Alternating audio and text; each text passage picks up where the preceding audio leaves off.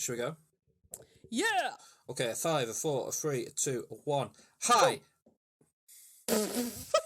Sorry, your face. Sometimes you look really disappointed in me. Like when I edit the podcast, I say something that I think is hilarious, and only I can see your face, and you're just like, I'm like, oh God, and then I hear the disappointment in your sigh That isn't from true. the other side, and it's never... so like, oh, I need to. No, this is you. That's all in your head. I'm not disappointed in you. Ever. Okay, sorry, I won't do a sound now. Only while I'm doing the intro, you can make sounds the rest of the time. Two friends just made a podcast. Two good friends just made a podcast. Two friends just made a podcast. It's called Culture Bucket. Two friends just made a podcast. Two good friends just made a podcast. Two friends just made a podcast. Culture Bucket, Georgia and Alex.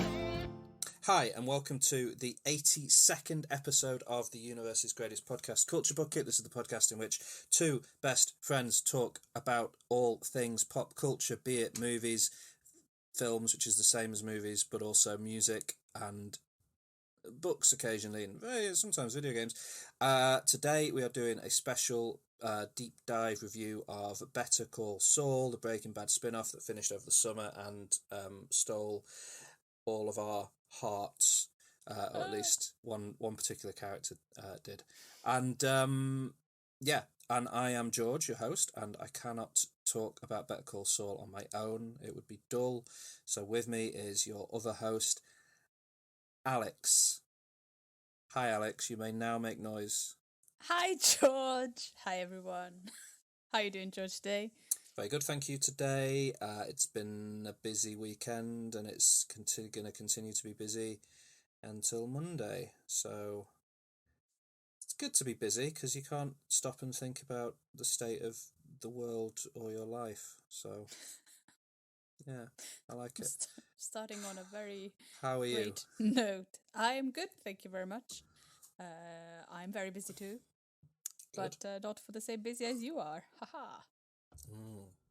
Haha. Yes, you don't have to strip my bed and wash my bed sheets today. So No, I don't have to do that.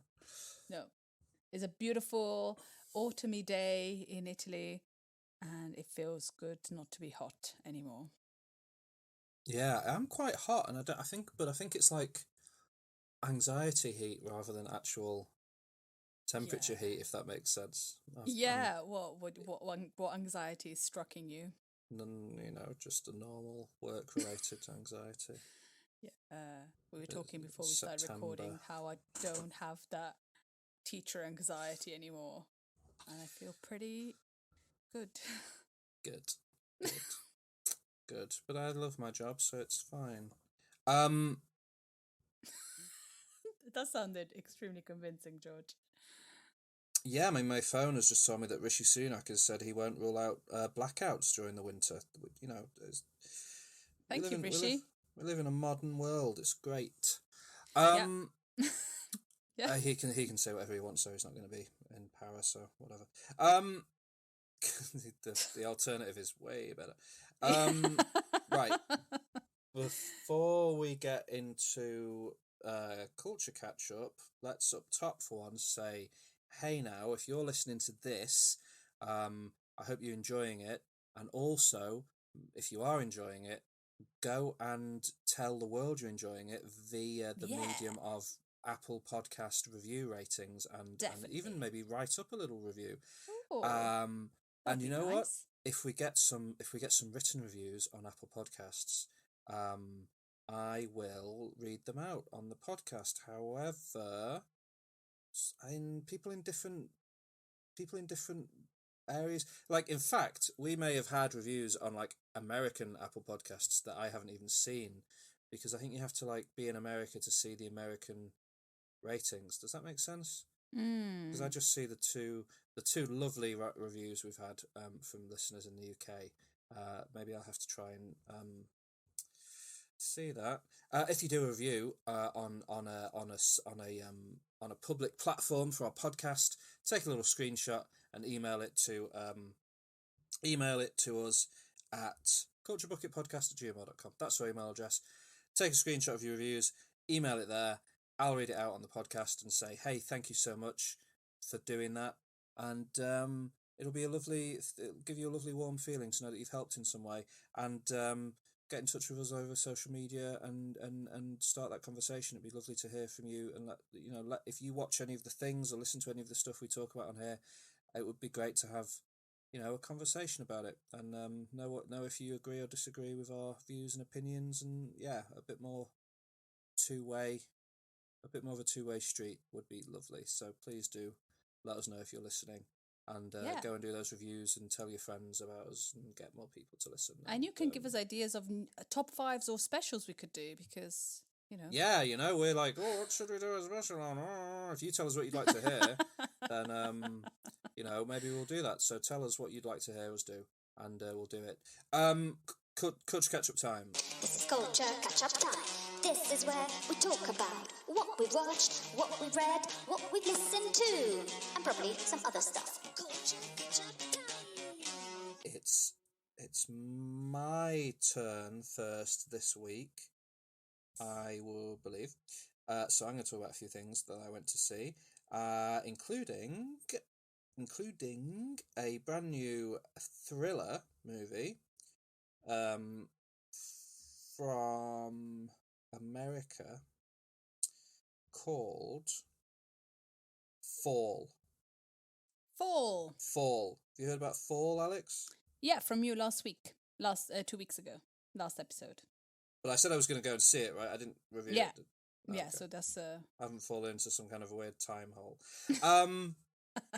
So I did go to see Fall in like a preview screening, but it's out now in general release in the UK, and by the time this episode is released, it'll be watchable in many places, hopefully.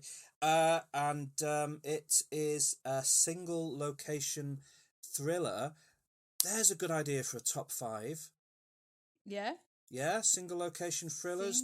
Can you think of any of those? Do you know what I mean when I say that? Location thriller, like Room. Yeah, the Brie Larson movie. Yeah. Yeah, broadly. I mean, without spoiling that movie for anyone who hasn't seen it, it doesn't remain a single location thriller. Oh, so a film that remains in the same place the entire time.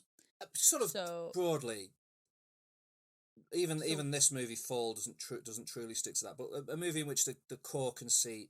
I'd guess the only issue I have with Room, it sort of does fall into it, but it's too prestigious a movie. Single location thrillers are normally a bit more. They wouldn't win Oscars ordinarily, if that makes sense. So can you give me some examples of... Fall is an example. Yeah. 47 Meters Down is an example. A girl goes in a shark cage and it gets detached from the boat she's on and it falls to the bottom of the ocean. Okay. And she gets stuck there. Panic Room sort of fits this. Okay. This. I was about to say Alien, but no, not really Alien. Home Invasion. The Thing is kind of a single location thriller. Yeah, they venture slightly outside of the outpost. I mean, to the true spirit of it, it's a very confined location. It should be. So The Fall is a perfect example. 47 Does it Meters have Down to be is a good thriller, or can it example. be any film? For example, The Breakfast Club is a single location movie. Yeah, but that movie sucks. So, yeah, I guess The Breakfast Club works. Single location film. Yeah, we can expand it. Anyway, let me talk to you about The Fall, and you'll understand better. Okay, so we've got Becky and Hunter. Becky and Hunter open the movie climbing up a sheer rock face alongside Dan, who is Becky's husband. Dan, played by Mason Gooding, the son of Cuba Gooding Jr. Oh, that's exciting. interesting. If you've seen the new Scream movie, if you've seen any sort of movie with like young people in it, over the past couple of years, you'll have seen Mason Gooding in one of them because he's popped up all over the place. But he's not in this movie very long because, tragically, very early on in the first scene, Dan is surprised by a bird, falls off the cliff and dies. Oh no. Cut to 1 year later, widow Becky is no longer a freewheeling climber. She's now a young alcoholic, throwing her life away because she is so distraught by the loss of Dan. Fair play. Enter back into her life Hunter, with a mission to help Becky rediscover the spark of joy in her life, with a plan, an idea to climb a 2,000-foot tall radio tower in the middle of an American desert. 2,000 feet is roughly, I think, like double the height of the Eiffel Tower or something. It's tall. Wow. It's tall.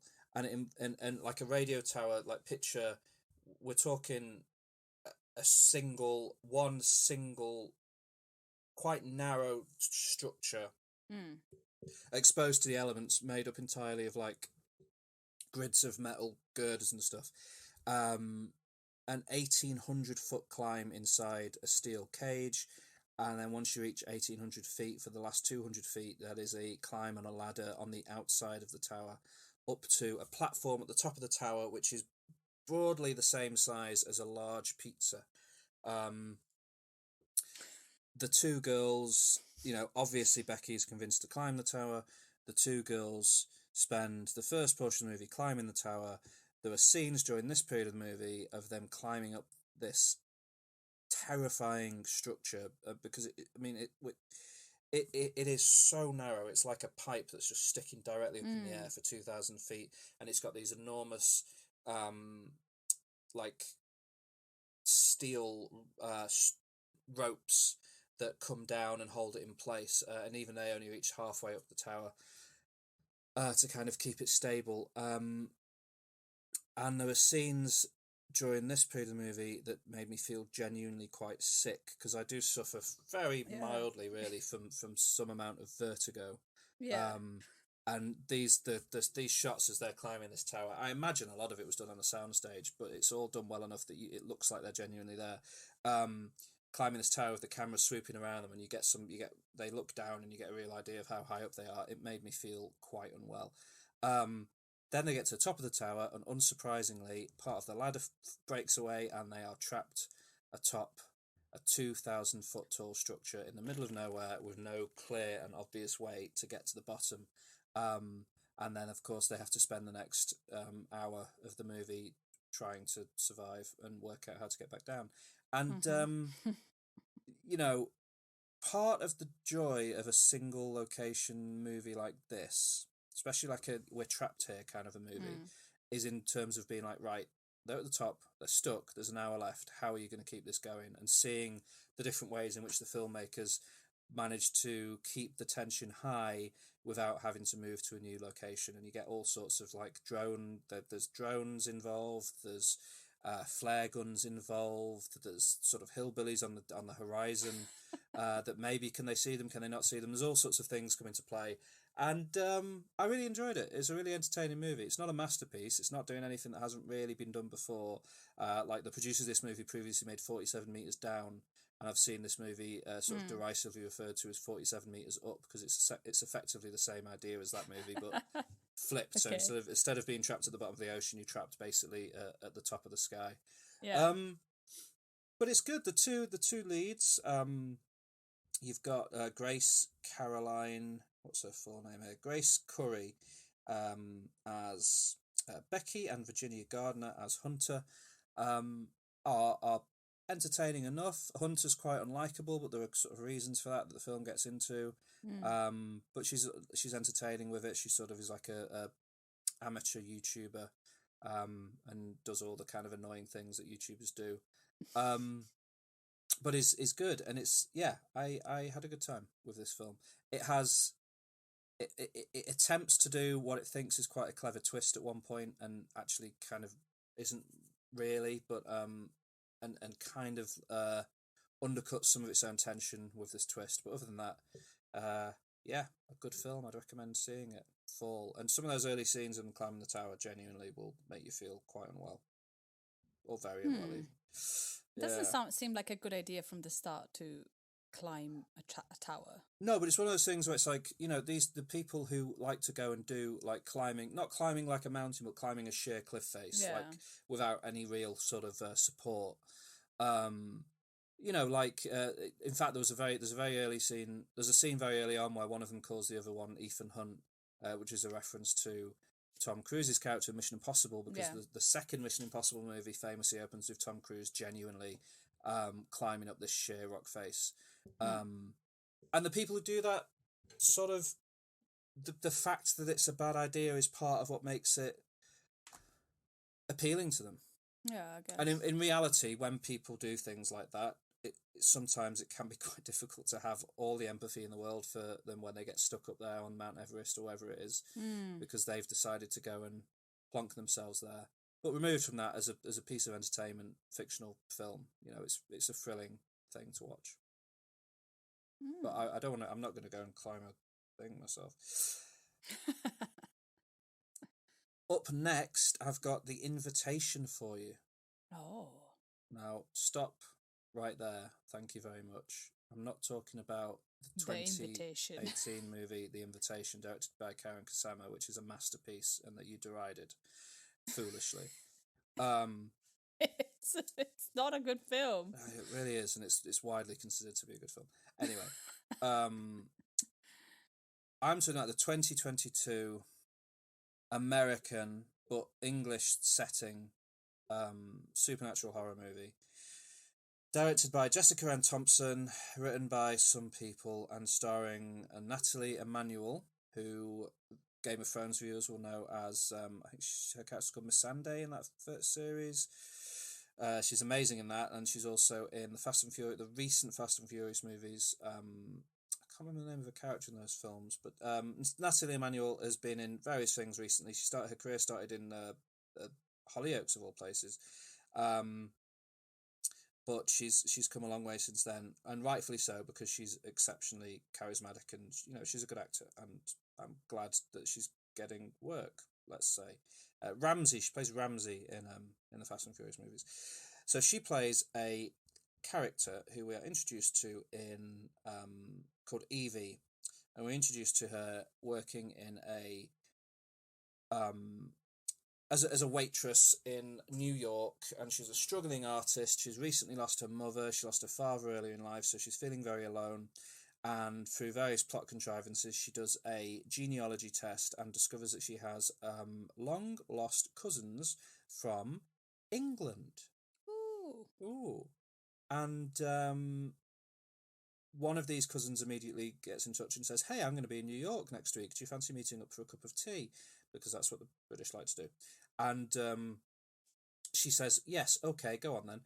And she meets up with this guy, and in a very Get Out inspired thing, her best friend Victoria, played by Grace, played by Courtney Taylor, who is very good in this movie, but only on screen for about 5 minutes, tells her not to go because don't trust, you know, white people, etc., because Natalie Emmanuel is a black actress. So it sort of tries to play with those tropes a bit, but it doesn't really do them justice. It sort of is like quite, I don't know. Anyway, she meets up with her cousin Oliver, who explains that she is the great-granddaughter of a woman who was part of the family that he's part of, who had an illicit affair with a footman, and a black footman, scandalously. What's confusing? I don't know. Yeah, I'm okay. She meets up with her long-lost cousin from England, who explains that she is the great-granddaughter or great-great-granddaughter of a woman from their family who had an illicit affair with a black footman, and the footman took her great-grandmother, her grandmother, and moved to America, and she grew up apart from the rest of the family because it was a bit of a scandal. But now the family is eager to welcome her back with open arms. And he says, "There's going to be a wedding in a few weeks in England. You should come. We'll pay for your flight. You get to meet the whole family. Uncle, whatever his name is 94. So this is maybe your only chance to meet him." So she agrees to be flown over to England by this family that she's found out she's part of. And the only bit of the movie that got me excited was when he says, "Please come over. It'll be a lovely couple of weeks in Whitby, Yorkshire." And I was like, aha, I love Whitby, Yorkshire. I go there all the time on holiday. And it is iconically, and this is where the movie immediately tips its hat as to what it's going to be about, it is iconically an important setting in the classic novel Dracula.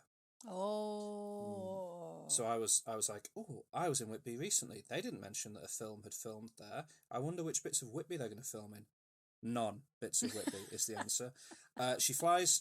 We see her arriving at the airport. She walks past a big picture of Whitby, and I was like, "Oh, there's Whitby, a photograph of Whitby." And then the next scene is she's arriving at this big mansion in the middle of a forest. It doesn't look like anywhere that I've seen near Whitby, and the rest of the movie takes place basically exclusively in this mansion. So the fact that it's set in Whitby is arbitrary. She gets to this mansion. She very quickly realizes that this movie wants to be a gothic, spooky romance where she meets the Lord of the Manor, Walter DeVille. Get it? DeVille. Oh, wow. Do you get it? Yeah. DeVille. DeVille. And, Great cousin of Cruella DeVille. oh, yeah. And she is swept off her feet by him, and they fall very quickly in love. And sorry if you've not been paying attention, but it ultimately turns out that he's Dracula, and he wants her as his immortal bride. Nice. Yeah. The movie makes it clear pretty much immediately, and if you've seen the trailer, you go in knowing this, that's where the film's going. Is made clear immediately to you, like especially once you get to this mansion, and it's like, this is Mr. Devil. Some people call him Son of the Dragon, etc. But it takes like literally an hour or so with a handful of like spooky, oh, who's that in the corner there? Why? Moments. It takes like an hour or longer to get to the moment where it tips its hand and they start actually running about and being Draculas and stuff. And it's terrible. It is awful. The guy playing Walter DeVille or Dracula is, I guess, extremely handsome, but has zero charisma and no chemistry with Natalie Emmanuel. And I looked it up afterwards, and like the entire movie, all of the dialogue, all of the especially the flirting and the romance between those two, feels like you're watching something on the CW or some other teen network. It feels like you're watching an old episode of Smallville or something like that. And I looked it up afterwards, and this guy, Thomas Doherty, mostly appears to have made Disney Channel original movies and TV shows in the rest of his career. So it kind of becomes clear what they're working with. And Natalie Emmanuel, who is a genuinely fantastic actor, does her best to elevate the material, but doesn't really work. He also looks like a sort of a snake man, this guy. Yeah, I'm looking at him now. Yeah, he looks very evil, and it's not, I don't know. This is a bad film. This is a really bad film. There's no redeeming qualities to it at all. Please don't watch it. Where did you go to the cinema? I went to the stupid bloody cinema to see this film. Not only did I go to the cinema, but I thought I had timed it so that I could see this and then see 3,000 Years of Longing, the Idris Elba, Tilda Swinton Genie movie that I was hoping to talk about today. And this movie overran longer than I expected it to, and I was too late to go and see 3,000 Years of Longing. So it stopped me from seeing another movie, which, according to Mark Commode, is also bad, so maybe it saved me. I'm on Rotten Tomatoes now, and there's the picture, like the first video is like him trying to bite her, and it looks horrendous anyway. Yeah. Just it's really silly. And it's got 20%. Yep. It's really bad. Oh yeah, it's pretty terrible. It's and the reason I went to see it is because it's a horror movie, and I kind of like to watch anything that's a horror movie. I'll give it a go. Yeah. And it was the last day it was on in the cinema, so I was like, if I don't go and see it today, I'm just never going to see it. And frankly, I'd have been happier to have never seen it, but this is the world we live in. Anyway, that's The Invitation. If you're going to watch a movie called The Invitation, watch the other movie called The Invitation. I think even you'd agree, Alex, that is better. Probably. I think, okay, the next film I'm going to talk to you about is a movie where I'm going to have to... we're going to have to watch the trailer together. Oh, we're starting on MyTube straight away. Kind of, because I don't think it's really possible to talk to you about this without you having seen the trailer. Okay. I'm going to send you this video, you open it up, you tell me what it's called, and then we'll watch this trailer together. Okay, so George sent me a video of a film called Blackbird. Yes. Did you just Yes. pause it where the actual trailer starts? Yeah, Okay, so let me just get to that point as well. because there's this crazy exclusive clips. Yeah, well, there's the official trailer for this sort of tips the hand about what it is, so I don't want to, the title of it gives away too much, so we're going to watch this sort of up. So are we starting from 0? No, we'll start from 5 seconds. 5, okay. Ready. Okay, so we'll watch this and I'll talk about the movie. You ready? Yeah, 3, 2, 1, go. great What? start. They're in a funeral, and it's raining. And an English accent, maybe? So, My sins are my own. Irish accent? Irish accent. Irish. You heard about the incident in London? But they're in London, and it looks like a thriller. Somebody dies. He's extremely dangerous. This is our chance. The acting doesn't seem extremely good, because like, this is our chance. What he does. But Victor has to be involved. I don't know any actors Blackbird is dead. in this film. The Blackbird is dead. You're the only one who can stop this. It looks like one of those weird It just looks like a really old school trailer. I'll never get past this. It looks ridiculous. Do you see that shot of him trying to look like he can kiss a lady? Yeah. Victor Blackman. I believe you have. Oh, I know that actor. Oh, you'll know Eric Roberts. Yeah. Who I am is not Famously will appear in any movie for any amount of money. is out of your control. Yeah, it's just like lots of dialogue and like, I'm going to do this. I'm angry. Bless me, Father, Out of control. for I have sinned, And the music is really solemn. and I'm about to sin again. Oh, is he supposed to be like a 007 kind of guy? Is he a spy? He's a spy. Yeah. Oh my god, that's a ridiculous trailer. So that is a trailer for the movie Blackbird, which was made originally, I think, in 2018, but only just came out now Okay. in select cinemas. It is a movie that was produced, funded, written, directed by, and starring the famed Irish dancer Michael Flatley. Oh, it's like Room. No, The Room. It kind of like a new The Room. Yeah. Wow. Have you heard of Michael Flatley before? I've seen. Is it the famous Irish dancing thing? Yeah, River Dance. Yeah, I've seen him before. Yeah, River Dance. So he's a man he's 60. He's 64 now, but I think he was 60 when the movie was made. And he is, I think his value is somewhere in the region of $350 million. He's an Irish-American, world famous dancer. I know him primarily from growing up in a very Irish Catholic area of Manchester. Irish dancing was quite a big part of my childhood in a lot of ways. Not me doing it personally, that would be horrendous, but sort of seeing it. And on lots of videos and other places, like VHS tapes you'd get when you were a kid of like English films would have adverts at the start of them for river dance videos, and there'd be all these shots of all these people dancing. At the centre of it would be Michael Flatley, the world's greatest river dancing Lord of the Dance Man. So I've always known him as sort of just like this confusing figure. And he'd often, river dance tours all over the world, and it would come to Manchester, and I'd always see posters for it and be like, I'm not going to go to that. But then it turns out that he has dreams of being in movies, and now that he has $350 million to his name, he can afford to just make a film. So this is from Dance Lord Productions. It's called Blackbird. And he wrote it and directed it, and he stars in it. And yesterday was National Cinema Day in the UK, where in all the big cinema chains, every movie ticket cost £3. It didn't matter what film you were going to go and see.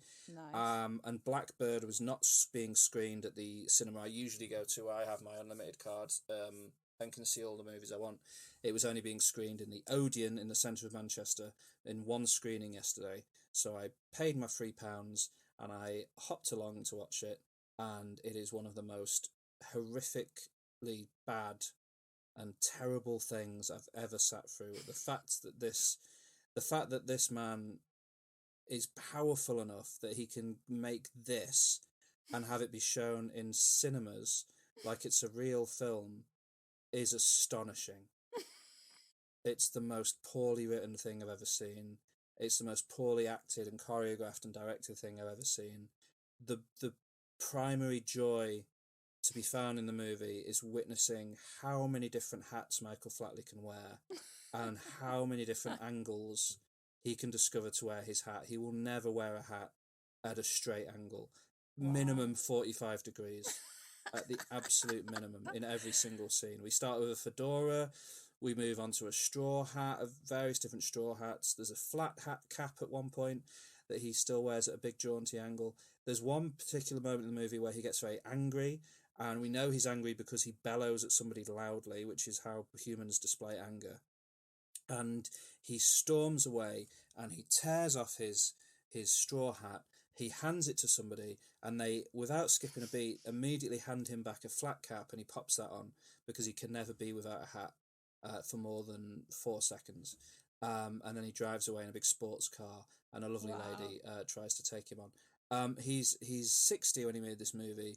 He's surrounded at all times by other men who are 60 and above, and women, none of whom can be over the age of 30. And all of whom are desperate for the adoration of Victor Blackley, who we are told can do anything.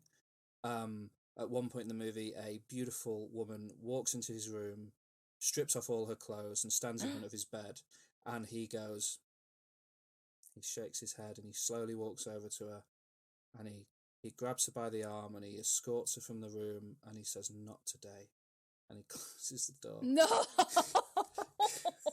Because he's a troubled man, and he doesn't need beautiful young women to fling themselves at him. It's not you shouldn't watch it. I just found a poster. Oh yeah, the poster's pretty and good. it says, winner, Michael Flatley, Best Actor, Monaco Film Festival 2021. Do you think that's real? Well, so the internet was lit on fire yesterday and the day before by Mark Kermode, the famous British film critic's review of this film, where he also was perplexed by the insistence that Michael Flatley won a Best Acting award for this, and he described it better than anyone else could. And Mark Kermode said that the only way that can be true is if the other nominees for that award were a selection of furniture and an animated version of the little stick man in IKEA instructions that tell you not to hit the furniture with a hammer. Which is very good. That's why Mark Kermode gets paid the big money for reviewing films. So I don't know what that means, but there's no way that anyone ever looked at this and said that's a good acting performance. It's truly shocking. Even the trailer is shocking. Yeah, it is. There's a very good moment where a very, very large man who's about as big as a small car attempts to fight Michael Flatley, who is a small 60-year-old man, and in just 3 punches Michael Flatley kills this guy, which is impressive. And then later there's a you're waiting the entire, because the actual plot of the movie is that he's somebody close to him died in these inscrutable flashbacks where nothing makes sense. Somebody dies, he's devastated. That's the funeral we see, which is at the start of the movie, in the trailer as well. And 10 years later he's now quit being a big spy, and he runs in a sort of an homage to Casablanca, he runs a nightclub cum hotel in Barbados called the Blue Monsoon or the Blue Mountain, the Blue Lagoon, the Blue something.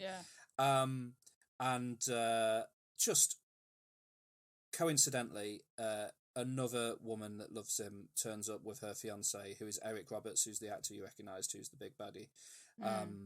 And he's going to do a big naughty deal to sell a code that could kill all the people in the world to some baddies.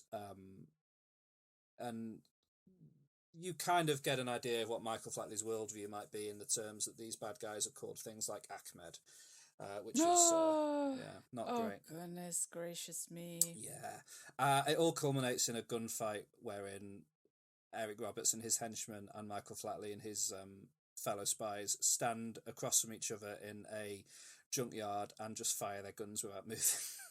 Oh, my Lord. This, like, this guy has had fame and fortune for years. Why don't you just retire like that? This is just such a vanity project, isn't it? Oh yeah, it's the ultimate vanity project. But I can't fault him too much. If I had $350 million, I think I would self-fund my own movie where I get to be James Bond. So, you know, fair play to Michael Flatley, but nobody else should be forced to watch it. Yeah. It's bad, but it's definitely going to become iconic alongside, because there's a thing with bad movies where, like, bad movies are really enjoyable in some ways. Like a bad movie that has been made with total sincerity, like The Room or Blackbird, is a joyous thing in my opinion, because it's I'm not the first person to make this sort of comparison. I read this on Letterboxd, but somebody was talking about how Roger Ebert used to describe movies as a machine for empathy, wherein you can see get an insight into the mind of, like, the director or something. And like, these bad movies that are made with this total level of sincerity are incredible windows into the vision of a madman, whether it's Tommy Wiseau or whether it's Michael Flatley. The thing I don't have time for are movies like Sharknado, wherein somebody quite cynical has said, people enjoy making fun of bad movies, let's make a bad movie that they can pay us to make fun of. So, because people often go, oh, you like The Room, you should watch Sharknado to me, and I in my head I'm like, oh, outwardly I go, yeah, maybe I will watch that, but in my head I'm going, I don't like you anymore, I want to go and talk to somebody else. But yeah, so Blackbird, you shouldn't watch it, but also if you have an opportunity to watch it, maybe watch it, because I don't know if it's going to be available widely for long. Whether or not this turns upon something like Netflix depends on whether Michael Flatley's dignity outweighs his vanity, and we'll, I guess, discover that to be true in the coming months. But yeah, Blackbird, pretty incredible. Pretty amazing. How do you wear his hats? They're like, I've never seen anyone in reality wear a hat at the angle he wears his hat. It's pretty impressive. Yeah. Sounds amazing. It is. It's pretty good. Anyway, that's Blackbird. I'll just very quickly talk about a TV show that I watched, or at least I watched the first 2 episodes of. The Lord of the Rings, The Rings of Power. I'm excited to hear about this. The most expensive TV show of all time. Oh, really? Wow. Amazon has committed $1 billion to fund 5 seasons of this show. Set within the second age of Middle-earth, which J.R.R. Tolkien, the creator of Lord of the Rings, wrote about pretty much exclusively in appendices at the back of the Lord of the Rings novels. So not based on any particular story, but based on the history of Middle-earth. As a result, extreme licenses had to be taken to craft a watchable TV show out of it. There are huge gaps within the history that Tolkien provided, and events take place over such a huge length of time that the creators of the show have said that if they followed to the letter the timeline that Tolkien laid out, characters, every season all the human characters would die and new human characters would have to be introduced, because of how long it takes for things to happen. But because elves are immortal, etc., so they can last a long time, but humans don't. Anyway, it has arrived with no short degree of controversy. Some of it broadly warranted if you're a Tolkien extremist and you are pretty beholden to the letter of the law as he laid it down. You know, it's been described by plenty of people, especially some people I've spoken to, as fan fiction, which I personally don't have much time for because it's an officially licensed Lord of the Rings production, whether you like it or not. And they've decided to make this show based on a pretty patchy set of notes that he left behind. And if you need to take license with that to make a watchable TV show, in my opinion, that's fine. It's an adaptation. It's not like a documentary. But a lot of Tolkien fans have taken exception to this. Some of them in bad faith, in my opinion, around arguments concerning the fact that there have been some actors who aren't white cast in roles. The first ever black elf in a Lord of the Rings thing has created controversy with morons, in my opinion. The Daily Mail has written its fair share of articles about go woke, go broke, etc. regarding the show. As a result, it was plagued with negative reviews on Rotten Tomatoes. It has something like a 85% positive score from critics and like a 36% negative score from users. But to give that some context, and I'm not saying all of those reviews are in bad faith, and I'm not saying all of the people that reviewed it haven't actually watched it. I'm not saying that. However, let's look at something like, for example, what's a big TV show at the moment? Let's go with She-Hulk, which is probably also suffering from some negative reviews. Yeah. So She-Hulk has... Season 1 of She-Hulk is sitting at 87% positive from critics, and there's 447 ratings from critics. 50%, which counts as negative on Rotten Tomatoes because you have to be 60 or above to be fresh. That's from 6,702 user reviews on Rotten Tomatoes. Yeah, we look at something else. Maybe House of the Dragon. Okay, season 1 of House of the Dragon is sitting at is doing fairly well for itself. 85% from critics with 575 reviews. 84% from audiences with 3,323 reviews. Well done to House of the Dragon. The final season of Better Call Saul, which we're about to talk about today, is doing exceptionally well for itself. The final season of Better Call Saul has got 99% from critics, 174 reviews in from that, and 95% from audiences, 1,201 reviews from that. So keep those numbers in mind. That was like 3,000-ish reviews for House of the Dragon, 1,200 reviews for Better Call Saul, 6,000 was it for She-Hulk. If we look at Lord of the Rings, Rings of Power, that is currently sitting at a 84% positive from critics with 230 reviews, and 38% firmly rotten from audiences. How many reviews do you reckon it's got from the audience? Probably loads, like more than 30,000. Not quite that many, but 15,257. Yeah, too many. That's a big disparity in numbers in terms of like, and when I first looked at that audience score yesterday, it was at like 34%, I think. So it's jumped 4%. Could it be because people who've actually watched it have started reviewing it rather than all the people? So a story came out yesterday that Amazon have instituted, coincidentally at the same time this premiered, instituted a sort of 70-something hour review screening process for its own productions on the Amazon website, whereby all reviews are held for 72 hours while they're checked to make sure that the person reviewing has actually watched it before the review is made public. And that's been widely reported and probably truly is as an attempt to sort of screen all the trolls that are determined to kind of sink the show for whatever reasons.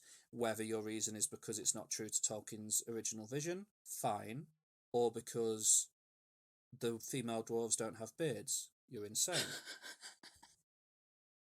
Although I have been told that according to Tolkien, the length of a female dwarf's beard bears some direct relation to their status or some nonsense. So I guess I don't know. Makes me quite tired. Have you watched it? I've watched it. There's 2 episodes. They're both over an hour long. They introduce us to this vision of Middle-earth in the Second Age. We are firmly in the world of Galadriel, who was played by Kate Blanchett in the original show, but in this series is played by Morfydd Clark, who is unknown to many people, but for me is beloved due to her starring role in the film Saint Maud, which is my favourite movie of, I think it's 2019 or 2020 maybe. She plays Galadriel in this. Again, controversy because Galadriel in this is a warrior. She's fighting. We don't know her in the original Lord of the Rings books to be a fighter. But in one of the notes in the appendices, it states that she fought in a war alongside her brother. So they've spun that off to say, hey, maybe she's a fighter. So she is given. I've seen her in one review compared to Batman in the First Age. There was a Dark Lord in Middle Earth. I think he was called Morgoth. He got defeated by the elves, but his apprentice Sauron, who we know and love from the Lord of the Rings, which I think is set in the Fourth Age or the Third Age, I'm not sure. Rose up after Morgoth was defeated, and Galadriel's brother decided to take down Sauron. However, unfortunately, Sauron and his forces killed Galadriel's brother, so Galadriel takes on this burden and decides it is now her responsibility to defeat Sauron. And then with an unwavering Batman-like determination, she goes about trying to search down Sauron. Everyone else is saying, look, no orcs or Sauron, no evil forces at all have been seen within hundreds and hundreds of years. Let it go. Da da da da da. In the premiere episode, she is given this what is supposed to be a blessing by the King of the Elves to go to the elf heaven. See, the people who are Lord of the Rings Tolkien obsessives will, if any of them are listening to this, and I doubt it, but if they are, they'll hate me because I can't remember all the names of the various places. But she's allowed to go to Elf Heaven, which is where, if you've seen Lord of the Rings movies, it's where Bilbo sails off to at the end of the last film into the Golden Light, etc. Yeah. She's on the ship with the rest of her squad. They're going to go off to Elf Heaven, but she realises at the last minute, no, I need to find and defeat Sauron. So she jumps off the boat and goes back, and then we'll follow her throughout the seasons, I'm sure, as she attempts to discover that.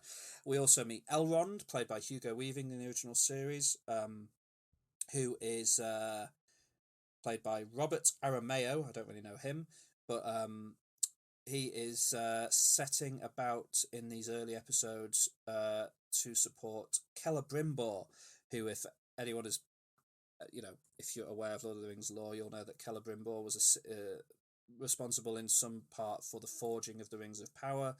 So straight away you can picture where that storyline is going to go, and that starts to, by the second episode, that's where we start to meet the dwarves, and we meet Prince Durin, a dwarf prince who's played pretty entertainingly by an actor called Owain Arthur. We also, so who else do we come across? There's a group of humans living in a village. They have been protected by elves ever since the end of the war with Morgoth, but they don't really like the elves. And the Elf King has finally declared that the war is officially over, so the elves are leaving. However, there is one elf who wants to remain, Arondir, played by Ismael Cruz Cordova, because he's in love with one of the humans. Oh. I know.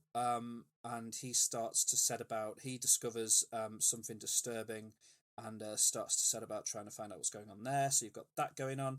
And then in the area that I'm most sort of skeptical of so far, we meet a group of Harfoots, early versions of hobbits, who, unlike hobbits in Lord of the Rings, don't live in the Shire. They appear to live more of a nomadic life, keeping hidden from all beings larger than them, which is everyone. And therefore, when they set up camp, it's in this kind of, it feels like, I saw one reviewer compare it to the Lost Boys village in Hook, where they're all like, there's all twine and strings and vines, and they pull the vine and it lifts up a bit of grass, and there's a little like market stall underneath it, and they can all close it down very quickly if humans arrive, and it's all very kind of twee, and it sort of feels a bit like a CBBC production, like a children's television production in the UK. And there we follow primarily Nori Brandyfoot, played by Markella Kavanagh, as she witnesses a shooting star fall from the sky, and when she goes to investigate, she discovers a man lying in a crater of fire. Who is this mysterious man? We don't know, but probably Gandalf or Sauron. Oh. He wakes up in the second episode and he cannot communicate with the Harfoots. He speaks a different language, but he can communicate with the Fireflies. And as we've seen in Lord of the Rings, Gandalf can talk to a butterfly. So maybe it's Gandalf. But again, if you're a Lord of the Rings hardcore skeptic, you'll know that Gandalf didn't arrive on Middle-earth until the Third Age, and this is set in the Second Age, so who knows? What's your opinion on it? Do you like it? Do you not like it? I like it. Good. I like it so far. I just don't understand why the anger. Why? It's just like nothing can be perfect, but at least having your favorite things made into a production that is half decent is not that bad. And if you don't like it, don't watch it. But if you don't like it, don't watch it. Exactly. it's ridiculous that there's so much anger towards something because it's not exactly how it's supposed to be. Well, read the book again then. Don't watch it. Yeah, I mean, part of me gets it because it's like the way I feel about The Rise of Skywalker. I hate that movie, and I will talk to people about how much I hate that movie. But I've watched it, and therefore feel like I have a right to give it a low rating on Rotten Tomatoes or whatever. I can't imagine the 15,000 negative reviews are all from people who've seen it. And if they have, I don't know, it's only 2 episodes in, give it a chance and have an open mind, and I don't know. Yeah, I don't know. I'm intrigued to see where it's going. I feel like The Lord of the Rings has been diluted enough at this point that having this absolute fierce insistence it remains absolutely true to what Tolkien wrote is farcical. I mean, the EA produced these Lord of the Rings Battle for Mordor and Shadow of War games a few years ago, which explored not the same era in time, but had characters like Celebrimbor and other characters, and explored kind of that period of time before the original Lord of the Rings films. And they equally play fast and loose with the lore of Tolkien. And, you know, for me, it's the sort of the Batman argument. You get new Batman comic books made today, and they're not going and asking the corpses of Bill Finger and Bob Kane whether it's true to their original vision of Batman. New people come in and find ways to tell stories within the worlds that were created by somebody else. It's how fiction works. It's how Star Wars works. It's how all comic books work. And it's how the Lord of the Rings can work if people will just stop being absolute nightmares online. But they won't, so, you know, whatever. Yeah, I don't know. I think people should give it a go with an open mind, and if they enjoy it, great. If they don't enjoy it, just stop watching it. And Amazon will decide whether their $1 billion investment was worth any money at all. Great. Does it look good? Like you said at one point, like it was like a BBC production. Is it good BBC production or a bad? It looks amazing. Like all of the sets look incredible, and the effects are pretty good.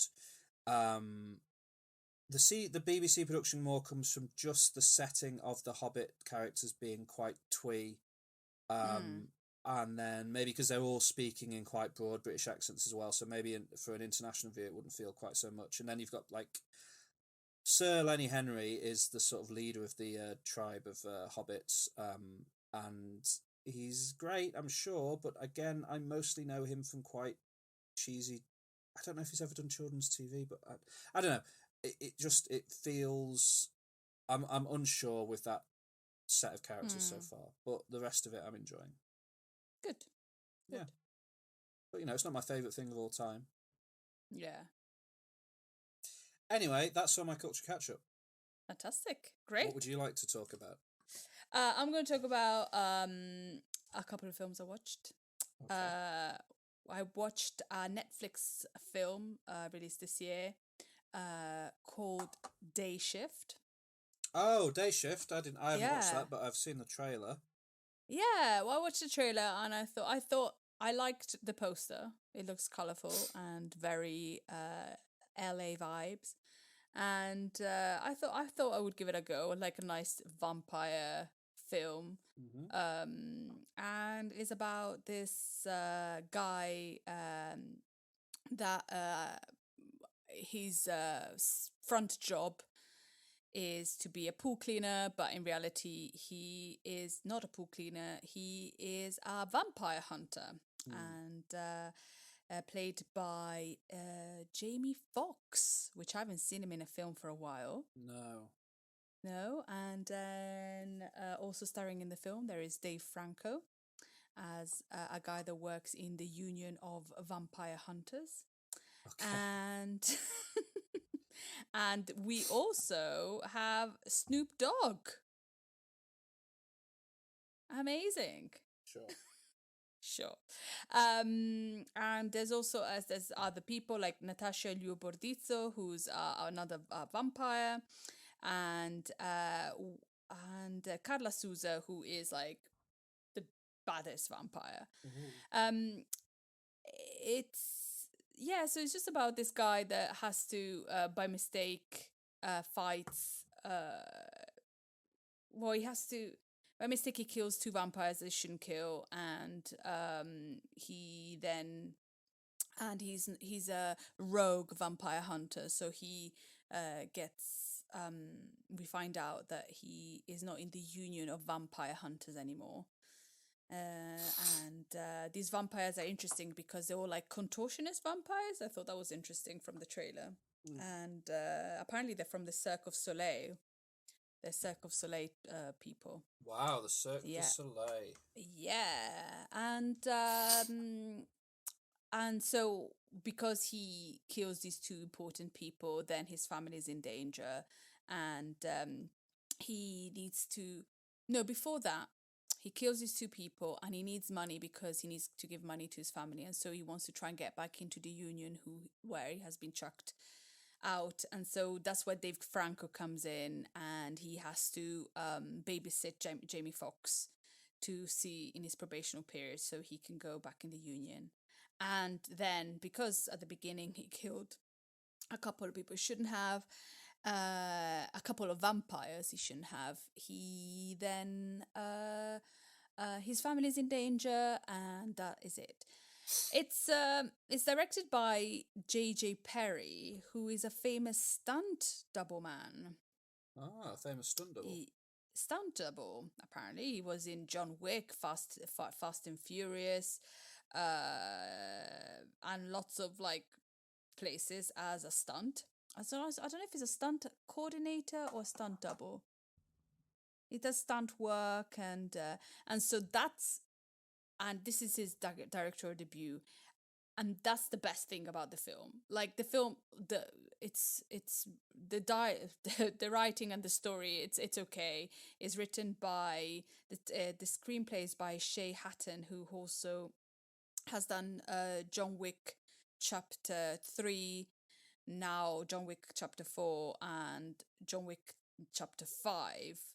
I think he's like kind of like one of those people. So he is very, unfortunately, is not John Wick, so the story is not really great, but the stunts and the action scenes and the fighting scenes are really entertaining. It's an entertaining film when it comes to stunts, so you can't take that away from it. Jamie Foxx and Dave Franco have a good chemistry, and I like Dave Franco, and I haven't seen him for a while, so I thought it was great. And you don't like him? No, he's stupid head. Why is he stupid head? Well, he's irritating, and also I know that's quite vague. He made that absolutely unforgivably terrible movie. Was it called The Rental? I think it was called The Rental. He directed it. Yeah. And I just find his like, I find him and he irritates me. He was, and that's the thing, he's better in this film. I think he has taken some time off and changed a little bit his style of acting, because he's a little bit less whiny. That's why I quite liked interesting, him. because in the trailer he's very whiny. Ah, okay. Well, maybe watch the film, but it's not too bad. I really like the action. I thought it was entertaining. Snoop Dogg has a cameo, is like a few cameos, and he's pretty cool in it. Snoop Dogg being Snoop Dogg, and the soundtrack is pretty good as well. So it's an entertaining, not extremely well written film, but for the stunts, I would definitely recommend it, because it's just it's fun. And then I watched another 2022. No, a film released. I watched a film released last year, which is like directed, written, starring Zoe Lister-Jones. Okay. called How It Ends. How It Ends. What's that? It stars Liza, played by Zoe Lister-Jones, who is the last day on in the world because an asteroid is going to destroy Earth, and she is the last day, and from the beginning we find out she's got her younger self with her, played by incredibly by Kylie Spaney. And she decides that on the last day on Earth, she is going to go and talk to some people. And she just embarks. When she leaves the house, she finds out she realizes her car got stolen, and so she just walks through the streets of LA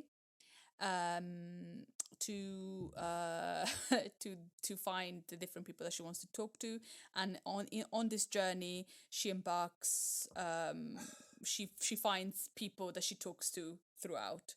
So she's got three main people that she wants to talk to, which are her four, maybe four or five: her mother, her father, her ex-best friend, her ex-boyfriend, and at the end the love of her life.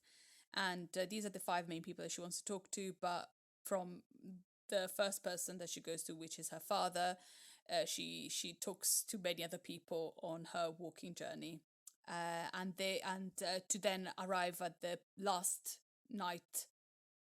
day party where she's going to talk to the love of her life. It's a really lovely film. It's really simple.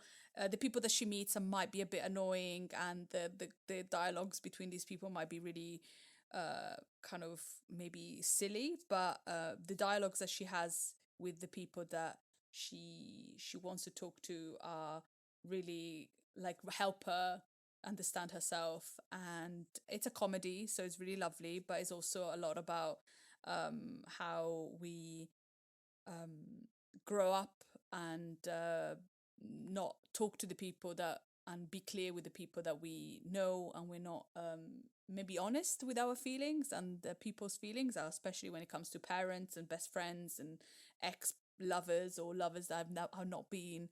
And it's a really lovely film. I teared up a few times because it's a nice journey. It's kind of a hangout film because but it's a nice journey that she has. And the relationship that she has with her younger self is amazing. Like, if you just took all the random people that she meets along the way, and you have her and her younger self and the people that she's supposed to meet, it would be probably a very short film, but it would be enough. But then she adds the comedy moments, because I think it's kind of like it has to be a comedy film, and it's really, really lovely. I didn't expect it to be so lovely, and maybe also kind of self-reflecting on how we are so negative towards ourselves rather than be positives. And so it's really nice. And the chemistry between old Liza, played by Zoe Lister-Jones, and young Liza, played by Kylie Spaney, is incredible, amazing. Like, they found two people that worked so well together and could be believable, that are the younger and the older self. So lovely. Yeah, and at the end of the film, I thought it would be like if Don't Look Up is like Don't Look Up, but with somebody, and everybody's calm in LA, and everybody's like, it's like the outside film, the outside plot of Don't Look Up, Yeah. Yeah, so there's this asteroid. It's like, oh, that'd be funny if that kind of would be related. But yeah, it's a lovely film. I really enjoyed it. I don't think it had really good reviews, but because it's not really I don't think you're not supposed to take it like it's realistic, because the things that are happening is not really realistic. But it's, if you take it with like a journey of a person, I think is really lovely. The cameos are amazing in it. Like there is Finn Wolfhard is one of the cameos, Nick Kroll, and then we have Fred Armisen, Bradley Whitford as her father, Olivia Wilde as her best friend. Yeah, controversial. Yeah, Lamorne exceptional. Morris as her ex-partner. And then, what's her name? Oh, she's a really like famous actress. Really, really famous. Julia Roberts. No. Which I was like, what? How can she be the mum? Nicole Kidman. No. Phoebe Waller-Bridge. No. Bridget Bardot. No. Julia Childs. No. Julia Louis-Dreyfus. No. Julia Roberts. Ellen Hunt. Helen Hunt. Helen Hunt is the mother, Helen which the bit with the mother was for me the most like magical and upsetting. Yeah, and Bobby Lee, lots of cameos, and it's a good film. Who's I enjoyed Bobby it. Lee? Bobby Lee is he is a stand-up comedian. You if you see a picture, you know where he's been in loads of things. So Oh, that guy. yeah. Okay. Yeah. Yeah. So like he has been in lots of things, but I know who he is, but not exactly what he's been in. But yeah, I really liked it. Talking about Olivia Wilde, opening a little bit of a bracket. Yeah. I feel really strange that this film that is supposed to be, directed and by a woman starring incredible actresses has had such an air of negativity around it, even before even comes out, even before coming out. And it really annoys me because whatever Florence Pugh has said and whatever Olivia Wilde has said, they haven't said anything bad against each other at all. They've just said statements, and people have misread these statements, I think. And I find it really weird that this film that hasn't come out yet, that is supposed to be, it might be good, it might be bad, but I would like to see it before all this crap comes out, because people now are going to watch it and be like, oh, look, Florence Pugh and Olivia Wilde didn't get along. Well, that's not the case, is it? Well, I don't know. It might be the case. It might be the case, but whatever they have said in a statement, I don't feel like it's condemning one or the other. Maybe not, but it is one of those things where like there's been quite a lot of seemingly small digs at each other that it does seem like but there's do something you going on. see them as digs? Well, there's like I can't remember which one it was, but one of them did a big post thanking all the people that worked on the movie and left out. It was either Florence Pugh didn't mention Olivia Wilde or Olivia Wilde didn't mention Florence Pugh and stuff like that, and it just Really? Yeah. Like if you read all the stuff, it is pretty mad. But then and then there's all this. Olivia Wilde's done. There was. Did you see the video of Olivia Wilde in the car on the to Sheila Booth? No. Well, so yeah, there's a lot more. There's a lot to unpack, I think. Oh, okay. Like there's this video. There's a video of Olivia Wilde. There's no unless it's some kind of incredible deep fake. But then I think she'd have come out and said it if it was of her on the surface of it, looks like she's begging Sheila Booth to stay on the movie, and that if him and Florence Pugh can put their differences aside, it might be a bit of a wake up call for Lady Flo. She says in the video. Yeah. Oh, see, I didn't know any of this. Yeah, and then it'd been put out there that she'd fired Sheila Booth because she has a no assholes on set policy. But then this video really makes it look like she was really trying to get Sheila Booth to stay. And then Sheila Booth's come out and said that he didn't get fired at all. He left her because he couldn't rehearse with Florence Pugh properly. And I don't know. There's like it is unfortunate because the movie looks quite good with the exception of Harry Styles, but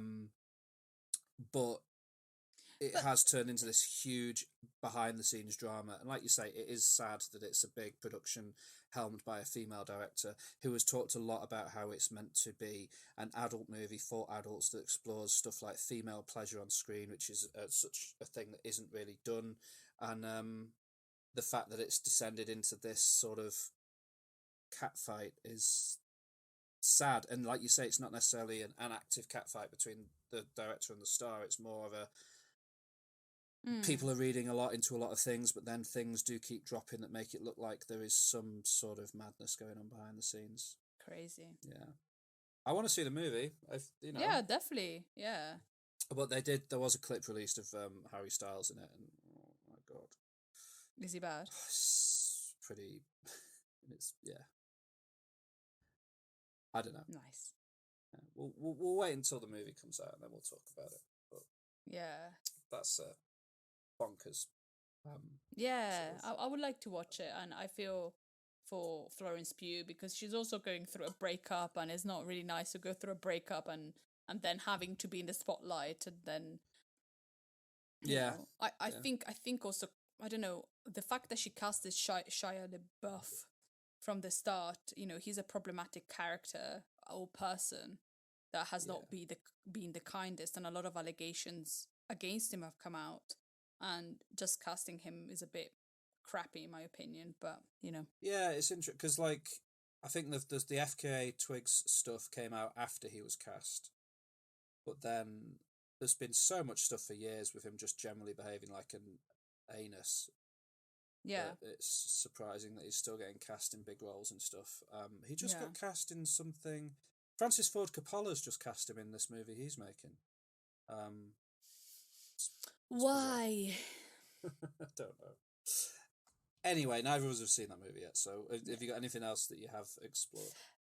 Yes, I've watched. I was interested in watching this series because I love Neil Patrick Harris. So I watched Uncoupled season 1, a Netflix season, and it stars Neil Patrick Harris as Michael, who is I don't know what they are. These people. He's a broker, like a New York City broker with money guy. Yeah, but broker as like I think he's like a property broker. No, no, he's not a broker. He's like we call them estate agents, but they have bigger names in the States. Yeah, like property person. Well, he sells apartments he's a building guy. Yeah, he's a building guy. He sells apartments. He sells buildings. And he has he's been in a relationship. He has been in a relationship for 17 years to his partner, and the first episode starts with the 50th birthday party of his partner's 50th birthday party, and just outside his surprise 50th birthday party, his partner breaks up with him. No! Yeah. So Michael works with his best friend Suzanne, she's a single mother. He's got two best friends, Billy, who is he is a weatherman on television. He is also a very thirsty older gay man who likes really young gay men. And he is very he doesn't like commitment. And then there's Stanley, who is this art gallery guy who can't find love. It's all set in New York. Everybody's rich. Everybody's got a house. Everybody's out drinking champagne every night. The houses cost millions of dollars. The old gays hate the young gays hate the old gays. It ends with cheating is fine. I don't know who this show is for. Oh, you didn't like it? I don't know. Where Neil Patrick Harris has got this charm, and I loved him, and in a way, his sensibility to try, he's trying to find, love again after 17 years, but it was just so out of touch with reality of how people live and who will be watching it. It's really strange because I felt like everybody is rich. But everybody moans about everything. Everybody has got loads of money, and everybody's got their career, and their career are, they don't live in apartments in New York. They live in like penthouses in New York, and they're constantly moaning about things. And Neil Patrick Harris like wants to find love constantly, and he has the times of casual sex, and there's like.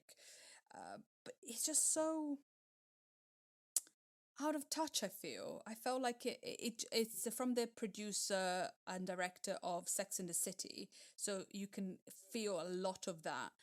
And there are some lovely moments where Michael realizes certain things about love and relationships and family and stuff, and it's really lovely, but it's so limited to like 2 minutes at the end of an episode that you just watched this episode where people were just like, you're this, you're that, you're the other, I want love, I don't want love, and then you go, and then there's a moment where you go, oh, that's lovely, and then until the 8th episode it seems so shallow, everything, and then the last 2 episodes they like fill you with emotions, like, oh, it just, I don't know. Is a similar thing also true of Sex and the City, though? Like, I never really watched that, but that, on the surface, to me, looked like it was about rich people complaining about their... Exactly, but that was in the 90s, end of 90s. Well, there was a series of 2000s. there was a series of Sex and the City last year. A series? Yeah, but it was called something else, wasn't it? But it was called like And Just Like That, yeah. or whatever. But like, they're still plugging away at the Sex and the City girls. But I just find it so like... people liked it. It's got really good scores, 77% from critics and 74% from audience on Rotten Tomatoes. But I just felt like it was so old school, and so not kind of about now. And we live in a reality that it just felt out of touch for me. But I'm not a rich New Yorker, and I don't moan because I can't sell a $65 billion house. So $65 billion. No I don't know. No one can afford that. No, nobody can afford. Well, maybe Elon Musk. So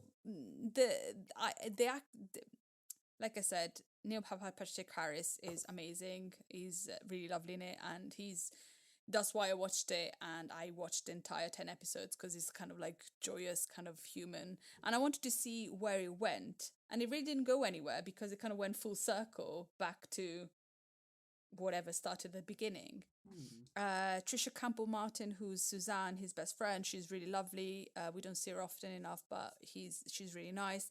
Emerson Brooks, which is the teleprompter guy, he's annoying and really like bland, and so that was part of the problem as well.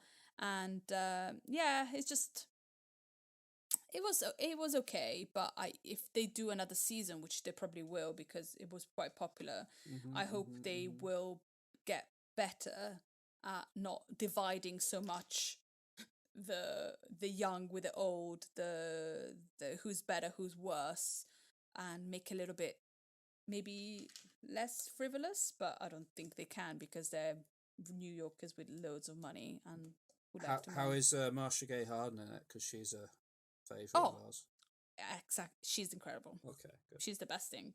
Good. She's amazing in it. Like, she is this rich lady who has her husband divorced her, and she's amazing in it. Of course, she's another reason why I kept on watching. But I was hoping in something less, I don't know, Sex and the City-ish.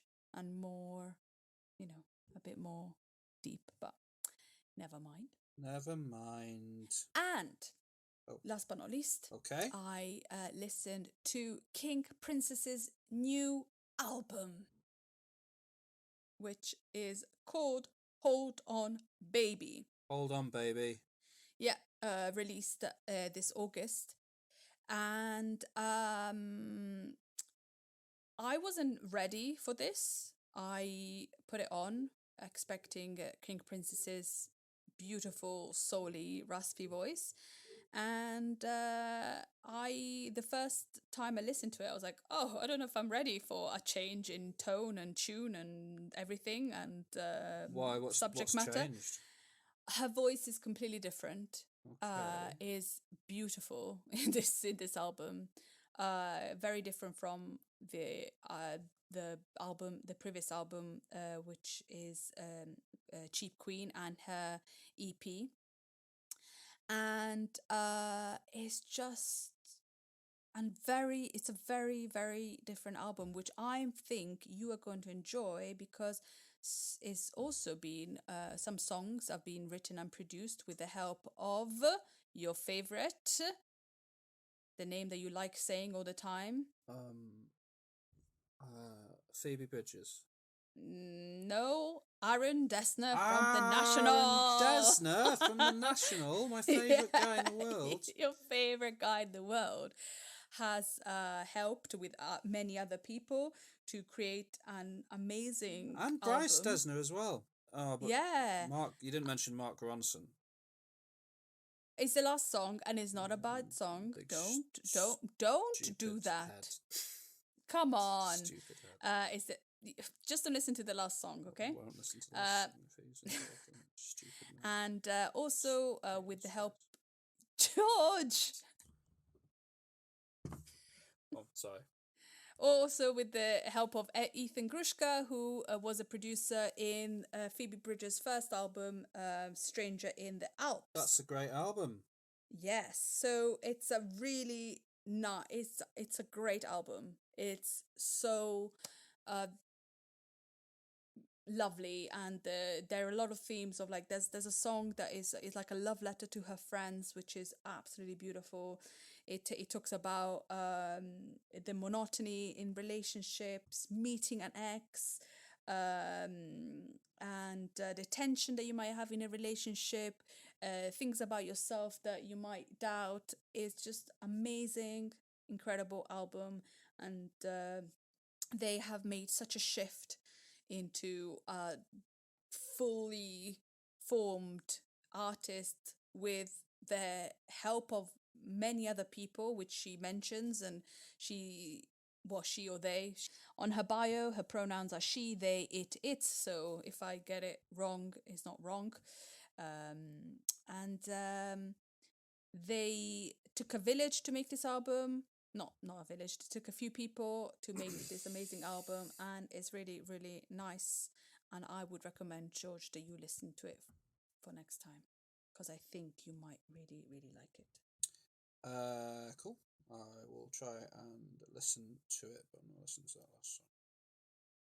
You can listen to the last song. It's not too bad.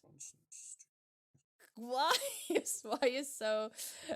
so annoyed with Jack, whatever his name is? The same reason. There was a period where every pop thing was produced by Mark Ronson, and everything started to sound the same. And then he overstepped his bounds and started producing, he produced this Queens of the Stone Age album, which is the worst thing they've ever done, called Villains. And the same thing is happening today with Jack Antonoff. Everything is produced by Jack Antonoff, and everything is starting to sound a bit like, the same. Like the new, and again, overstepping his bounds, the new 1975 album has been produced by Jack Antonoff, and it's like, come on. Anyway. Yeah, but this, come on. Aaron Dessner from The National. Yeah, and Bryce Dessner, his twin. Don't forget about him. Twins, yes. So, amazing. And if you look at the 3 albums, they released an EP and 2 albums. If you look at the cover art, in Make My Bed, their face is completely kind of written on. in Cheap Queen, they look like a drag queen with the makeup like a drag queen. But in this one, you can see their face, and it looks so different and kind of stripped down and kind of more about like a more grown up version. So I really, really liked it. But I was so surprised when I heard the first song. If you ever listen to a song from from Cheap Queen and then a song from Hold On Baby, then you realize what the issue that I was having. It's like, what's happened to King Princess? I can play you something now to hear the difference if you want. Sure. So I'm gonna maybe play the first song from Cheap Queen.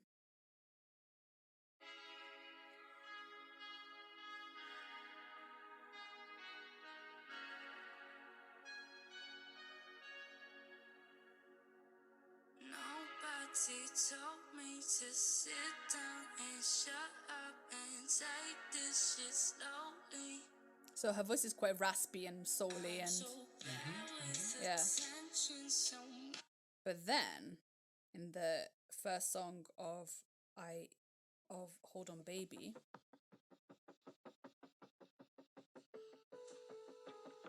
Who knows when you call me? You're not gonna meet you at the bar again. like her voice is like a different human. Yeah, it sounds like a song off Folklore or Evermore. Made myself a wanna party and pretend that I'm a star again. So I think you might really enjoy her new album. I will listen to the songs that were produced by Desna. So No, that's listen to first the track, album. The Listen to the- sixth track. Listen to the and full The album. ninth track.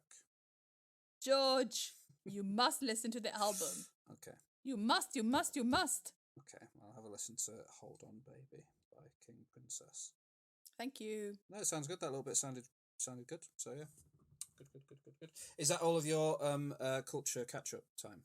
Yeah. Okay, sweet cherry pie. So Sweet cherry pie. that song makes an appearance in the movie Fall, which I talked about earlier. So Yeah. like that. If you like that song, go and see that movie.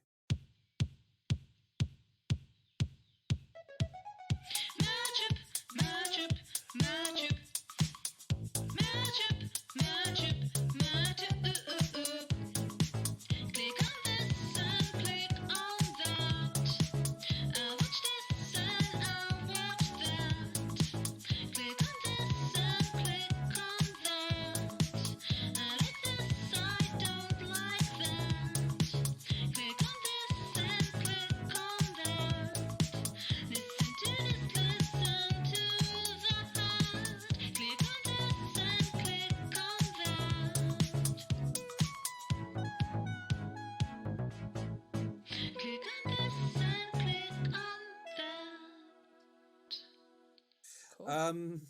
MyTube time. You said you have something this week. Yeah. Go. Yeah. I don't know which one I should show you because, well, I'm going to show you the video. So Blackpink has released their new single. You're going to show me the video for Black Venom. I've already seen it. 'Cause Oh, okay. it's So great. fantastic. You've seen the new so you've seen the one for Black Venom. Yep. What do you think of that? Great. Okay. So then I can show you the next one. Okay. They've Yeah. released another video and I'm amazed. They I'm only, amazed. they only just put out Black Venom, didn't they? Like, well, I guess that was 2 or 3 weeks ago now. Oh, maybe it's not a new video. Well, I'm going to show you a video that I watched last night, released by Blackpink, but it came out a month ago, and Black Venom came out 2 weeks ago. Oh, so it's older than Black Venom. I don't know where this comes from, George, but I found it last night because I wanted some more new content from Blackpink. I'm going to send you the video, and then you tell me. Oh, okay. Have you seen that one? No, I've heard about this. They won. They recently won a video music award for this for best like performance in a video game or something insane. Oh, is that a video game? Yeah, PUBG Mobile. That's a video game. So this is a performance that they did virtually within this game, and it Oh my goodness. won an MTV VMA award the other day when the VMAs happened, which we talked about on last episode. But it's crazy because just look, I want an opinion of what you think, how they made them, like their avatars. Okay, I will give you that opinion. Are you ready to start? Yeah. Okay, 3, 2, 1, go. Oh, so I didn't realize this was a video game.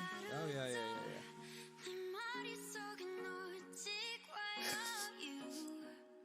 That's just awful. Yeah, like that thing she sat on is like the iconic helmet from the cover of the game. So they just did a performance for the game. Yeah. Ah. But look what they did to Jisoo. Look what they did to Jisoo. They made a virtual avatar of her. Yeah, but she's so beautiful and she looks so bad. And look what they did to Lisa. Well, it's just virtual. It's like a CGI versions of them, isn't it? Yeah, but... And then there's the island from PUBG. PUBG is like a Fortnite thing. In fact, Fortnite copied PUBG. PUBG was first, and then Fortnite. Oh, really? Sort of ripped it off, basically. Okay. See, I didn't realise. I just thought they made them look so bad. I don't know if they look bad. They just look like CGI avatars. So I guess. Because they're so beautiful, and I was just like, oh. Yeah, but they're not. You can't. I mean, it's not them, is it? So it can't look exactly like them. I guess.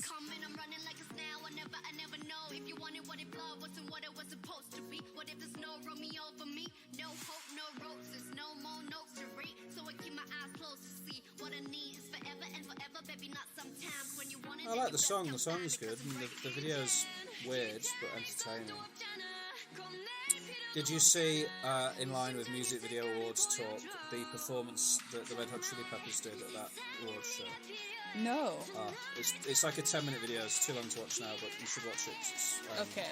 John Frusciante is amazing in it. Oh, I wanna see them. So they did this performance in the video game live? I don't understand how it works, to be honest.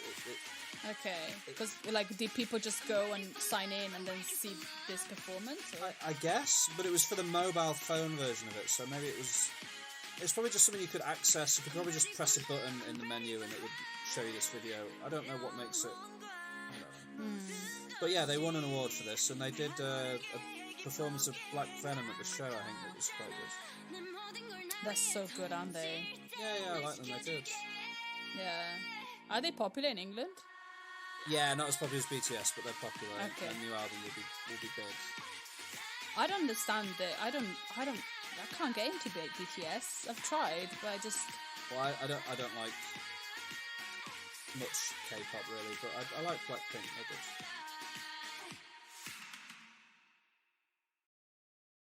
Yeah, so that's the video. Yeah, interesting. It's a weird thing. It's not for us to understand. I don't think the whole no, we don't understand anything. Video game performance. Yeah, weirdness. But yeah, they did that for that mobile phone game, and it won an award. And well done them. I don't understand it beyond that. Let me show you a movie trailer. Okay. So what are you looking at? I'm looking at a trailer for My Best Friend's Exorcism. Yes. Official trailer on Prime Video. Yes. Coming out on Prime Video on September 30th. This is a film adaptation of a book I read last year, which I really enjoyed. I really liked this book. So let's watch the trailer. Let's do it. Grady Hendrix is the author who wrote the book. Okay, you ready? Yeah. You can tell me what you think. 3, 2, 1, go. I can't believe you're moving this summer. We're always gonna be friends. Pick you up in town? Oh. Set in the 90s? Or 80s, I think. 80s, 80s? Late 80s, maybe. Yeah.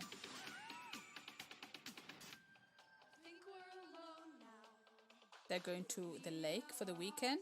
Yeah. It's Bunch called of teenage Exorcism. girls. So it's not going to end well, is it? Probably not. No. But this looks Teenage fun. girls, a lake. Weird little building where that girl. Freaky and Happy Death Day.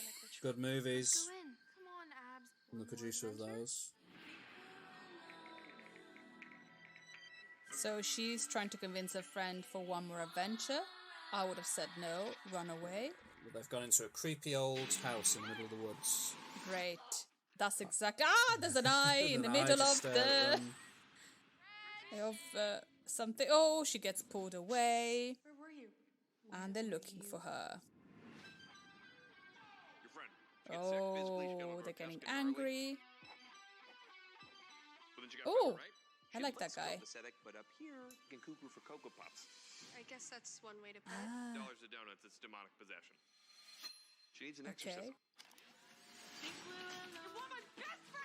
Oh, so she wants to kill people, and they're gonna exercise her. What was that? Is it like a dark comedy? Yeah, it's like it Horror mixes. The comedy? book mixes comedy and horror quite a lot, which is difficult to pull off. The book does it well. Oh. Oh. Oh. Okay. Oh, she's vomiting on people. This is Lacoste. That's quite funny. Cool. So, what do you think? Well, I think I would watch that. Yeah, it doesn't look too scary, right? And it looks quite No. fun. No. I'm quite intrigued to see my best friend's Exorcism. If it's worth watching, maybe we could talk about it in more depth once it's out, because we'll both be able to see it. But yeah, the book is great. Anyone who's listening, if you haven't read My Best Friend's Exorcism by Grady Hendrix, I'd recommend checking it out. And he's written a variety of other... he's quite good at making books with quite interesting conceits. So like that's sort of like a take on exorcism stuff, but set in the world of like an 80s teen comedy. He's done a book called Horror Store, which is like a haunted house novel, but the haunted house is basically an IKEA. He does good stuff, does Grady Hendrix, and he's written a really great non-fiction book, just exploring the world of cheap horror paperbacks, which is a really fun read as well. So I'd recommend people look at Grady Hendrix. But yeah, that film looks good, I think. Nice. I hope. We'll see. I think that's all the MyTube, unless you've got any other videos. No. I Do don't. go and watch that Red Hot Chili Peppers performance at the MTV VMAs, because it's got some very good John Frusciante doing his thing. Yeah. Yeah, I liked it. Right, shall we move into the main event of today? Yes, please. Exciting time. Better Call Saul. Yeah. It's all good, man. It's so good, man. It's all good, man. This is the Breaking Bad spin-off show. Breaking Bad ran for 5 seasons. This ran for 6 seasons, which seems crazy. Because it seems like, I mean, I remember when Breaking Bad ended, it was like the entire world took a pause and watched it together. And as good as Better Call Saul is, it always felt like it was sort of in the shadow of Breaking Bad. I feel like Better Call Saul, when the finale of that was coming out, people who care about Better Call Saul cared about it, but it didn't seem to take the world over in quite the same way that the Breaking Bad finale did. Well, it was a different time as well, because we all had to watch at the same time, because we didn't have Netflix at the time, did we? Yes, we did. I think I remember watching Breaking Bad on Netflix, the last episode. Yeah? I feel like, yeah. Hmm. I might be wrong on that front. Either way, Yeah, I guess. I think maybe as a spin-off, people went into it on different times as well. yeah. Like, because I was not really interested in Better Call Saul for a while, because why would I want to watch something about, Saul? Well, 'cause But then hearing people saying that it was worth watching and amazing, then, I started watching it as well. So I think probably different times of people watching it as well. Yeah, definitely, and it's quite slow to start with. I think that turned a lot of people off. But I have long been of the opinion that it's better than Breaking Bad. Oh, it's incredible. Yeah, that's my. I'll open with that so people know where I'm coming from. I think that this outpaces Breaking Bad on almost every level. I definitely think that it's I like it more. Yeah. Yeah. Because I've been times in Breaking Bad where I've just didn't want to watch anymore because I was so frustrated with how the character was how Yeah, there are some people that really idolize Walter White and think that he's amazing, and his downfall makes them really sad. Whereas I feel like the intention of the author, Vince Gilligan, and certainly the way I felt, was that he was a monster, and the character you care about in Breaking Bad is Jesse. Like, that's totally fair. Like, Jesse is great, and Aaron Paul plays him really well, but Walter White is horrible, and like that is you are reminded of that in the final couple of episodes of season 6, where we get a return of Walter White in a couple of key scenes, and he's awful. Like, you're just like, God, you suck. But also, I did watch the first episode of Breaking Bad again, and wow, it's very good TV. Like, collectively, this is 11 seasons of just masterful storytelling. Anyway, that's it. Finished this summer. The final season ended. It was split into 2. It felt impossible that they would pull off, cohesively wrapping up this tale, but they did, and they gave us unexpected things, and they gave us, character beats that we didn't see coming that blew us away, and it's great. So let's talk about it. Let's start by going over the setup first, and then we can dive into season 6 in a bit more detail with looking at some of the characters. First up, Jimmy McGill. Or is he Saul Goodman, or is he Gene Takovic? Yeah. The lawyer the criminal lawyer that we fell in love with in Breaking Bad, played perfectly by Bob Odenkirk as Saul Goodman. We meet at the start of Better Call Saul, which is set years before Breaking Bad. And you just kind of have to go, they do a fairly good job with just makeup of making Bob Odenkirk look younger than he did in Better Call Saul, in Breaking Bad. I thought it was pretty impressive overall. I really didn't mind it, that the fact that they were older. Yeah.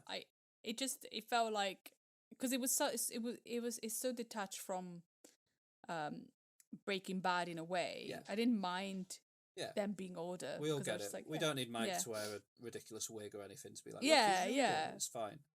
We all get what's going on. So Jimmy McGill, who they do this incredible thing where Breaking Bad was all about taking. He always talked about how it was taking. Did he say Mr. Chips or Mr. Rogers or something? Vince Gilligan always talks about how Breaking Bad was about showing a guy go from being normal to being Scarface. Better Call Saul is almost the opposite, where you're taking a guy who you've seen at his Scarface stage, and we're seeing how he got there. And they made the pretty incredible choice to really take it slow. It takes us like 4 or 5 seasons to get to a point where he's even anywhere near to being Saul Goodman. And we meet Jimmy McGill as a sort of... He's Slippin' Jimmy. Yeah. He's Slippin' Jimmy. He's a ridiculous buffoon who wants to be a lawyer, and his brother is one of the greatest lawyers of all time, and he just lives in his shadow and is constantly living... in the aftermath of being a guy who's known for falling over and then suing people for the injuries. Amazing. I don't think there's anything to say other than that Bob Odenkirk is perfect, and Jimmy McGill is a character that you fall in love with, and then season 6 does a pretty good job of taking you back up to that point where actually he is close to as bad as Walter White in a lot of ways. But you want to like him so much more. Yeah, but the thing is, I understand Jimmy McGill more than Walter White. I understand where he comes from. I understand why he's like that. Why is he like that?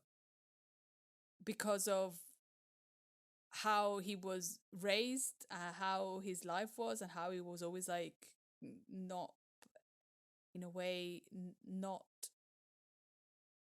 His brother never really believed in him. As a, he wants to be a lawyer, so maybe I understand that maybe Slippin' Jimmy was what shouldn't have been, but he was a failure anyway from the start, so why should he try any better? Whilst Walter White, and then what he chose to do was more as to try and feel better and get revenge in a way, Jimmy McGill. Yeah. And but Walter White was just more for pride. I don't think with Jimmy McGill was ever pride. Not pride, but he's got this insatiable need to always try and take a shortcut. He will never be Yeah. happy doing things the long way round. Yeah. Whatever it takes to get to where he wants to be the quickest. Yeah. He does have like fairly low morals a lot of the time. Yeah, but not. Yeah, I guess, but he's got low morals, but really high morals as well, depending on who he is with at the moment and which character he's playing. Because I think with Kim Wexler, I think that's a massive part of him becoming terrible Saul. Well, they sort of feed off each other, don't they? Yeah, but he in a way wants to please her. So he especially in the last season, he really wants to please her, and so he follows her in this kind of like crazy thing that they decide to do, but then she realized she went too far, but in reality, if they just didn't try so hard to please each other, they would have been incredible together. Interesting. Okay, so you still all good? Yeah. Good. Perfect. Okay, so let's talk then a little bit about Kim, a character that we didn't know in Breaking Bad. In fact, no, there's a few characters that we know from Breaking Bad that pop up in here, but Kim was a new character for Better Call Saul, played by Rhea Seehorn. We are introduced to her as a attorney working for HHM, the law firm, Hamlin McGill, that Jimmy's brother works for, but which Jimmy doesn't work for, and we explore why that is as the series goes on. But Kim does work for them, and we see throughout the seasons Kim and Jimmy form a relationship which is quite unlike any other relationship I've seen play out in any other TV show or any other piece of fiction, where these two people who clearly love and adore each other, and they have romantic interest in each other, but they never play it for romance, really. It's such an interesting, like, mature take on relationships. What do you think of Kim? Yeah. Incredible. Amazing. From season 1 to season 6. Amazing. And I love her relationship with Saul, how uncomplicated it is, but also how complicated it is. It's when it comes to romance, they were really easy getting into it, but when it comes to other things, I feel that it got really messy. Yeah. By the end, because I think by the end they thought one wanted something and the other wanted the same thing, but in reality probably they didn't really want that. And so they feed off each other in a big way, whereas as the series goes on, Kim turns to Jimmy more and more for help, and every time she does, his help always comes in the form of something a little bit underhand and a little bit deceitful. Yeah. And as it goes on, she allows this to happen more and more until and it's the point where she starts to take the reins, and you see really the power that she has in terms of like her ability to kind of play this game that he enjoys playing is pretty powerful, and the two of them together is something that by season 6 she realizes is not good. No. Due to events we'll discuss. And for the entirety of Breaking Bad, people have loved this character and loved Rhea Seehorn's performance. And every time you talk to anyone about Better Call Saul, the conversation inevitably turns to, why isn't she in Breaking Bad? What happens to her? I don't think I can cope with it if her character dies. I was so scared that she might die. I was like, I can't do this. And that's the obvious thing. That's the obvious choice. And they don't do that. And we'll talk more about what they do later. But it's pretty incredible the way they take what they do with that character. And she has a few. There's a couple of episodes near the end. One episode in particular that really focuses on her post Breaking Bad life, and it's pretty incredible. and her performance. Like, she needs to win an award of some kind for that. Yeah. It's so good. And then we've got a character who isn't in the whole run of things, because things end quite tragically, but a pretty big, important guy nonetheless, Chuck McGill, played by Michael McKean, iconic Michael McKean off of Spinal Tap, lending this... I mean, I think it was a big way of lending the spin-off of Breaking Bad quite a lot of...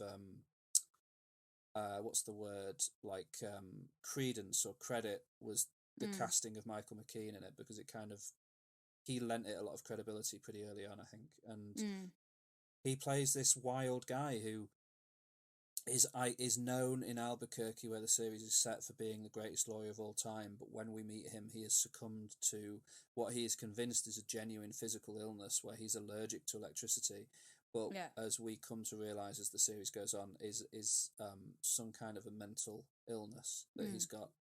Nonetheless, important, should be taken seriously, but not quite what he thinks he's not suffering from quite what he thinks he is.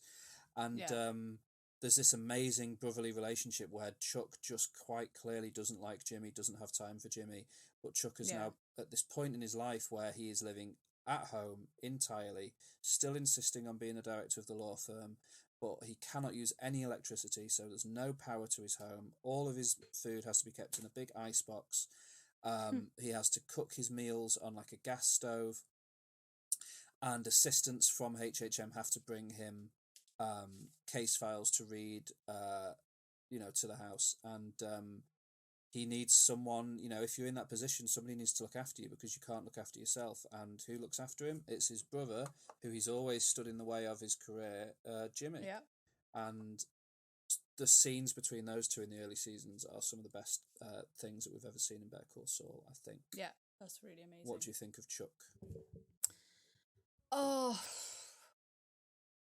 like, I really disliked him in a way. The problem with Jimmy McGill is, I feel like if you give him something, he might take advantage of it, but not necessarily. And I think that's what I love about this character, because you're not really sure if he's a good guy or a bad guy. But Chuck is certain that he's a bad guy.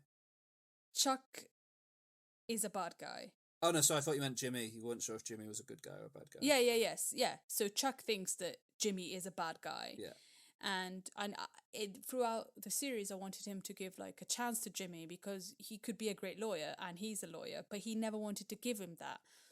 But did he not want to give him that because he knows that if he gives him something, he's just going to ruin everything? Or is it pride and not wanting Jimmy to make him look bad, you know?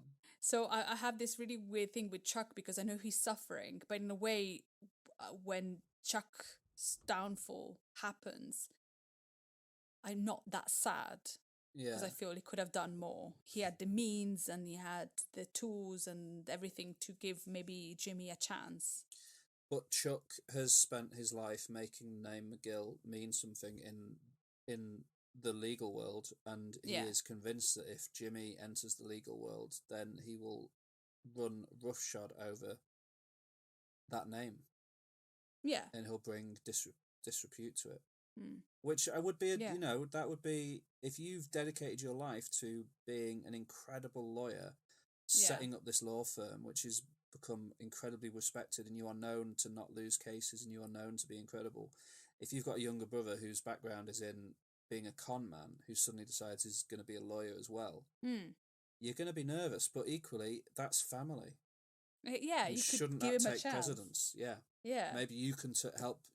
Maybe if Chuck had given some time, he could have, turned it round and helped Jimmy become an upstanding lawyer. But instead, he stood in his way at every turn.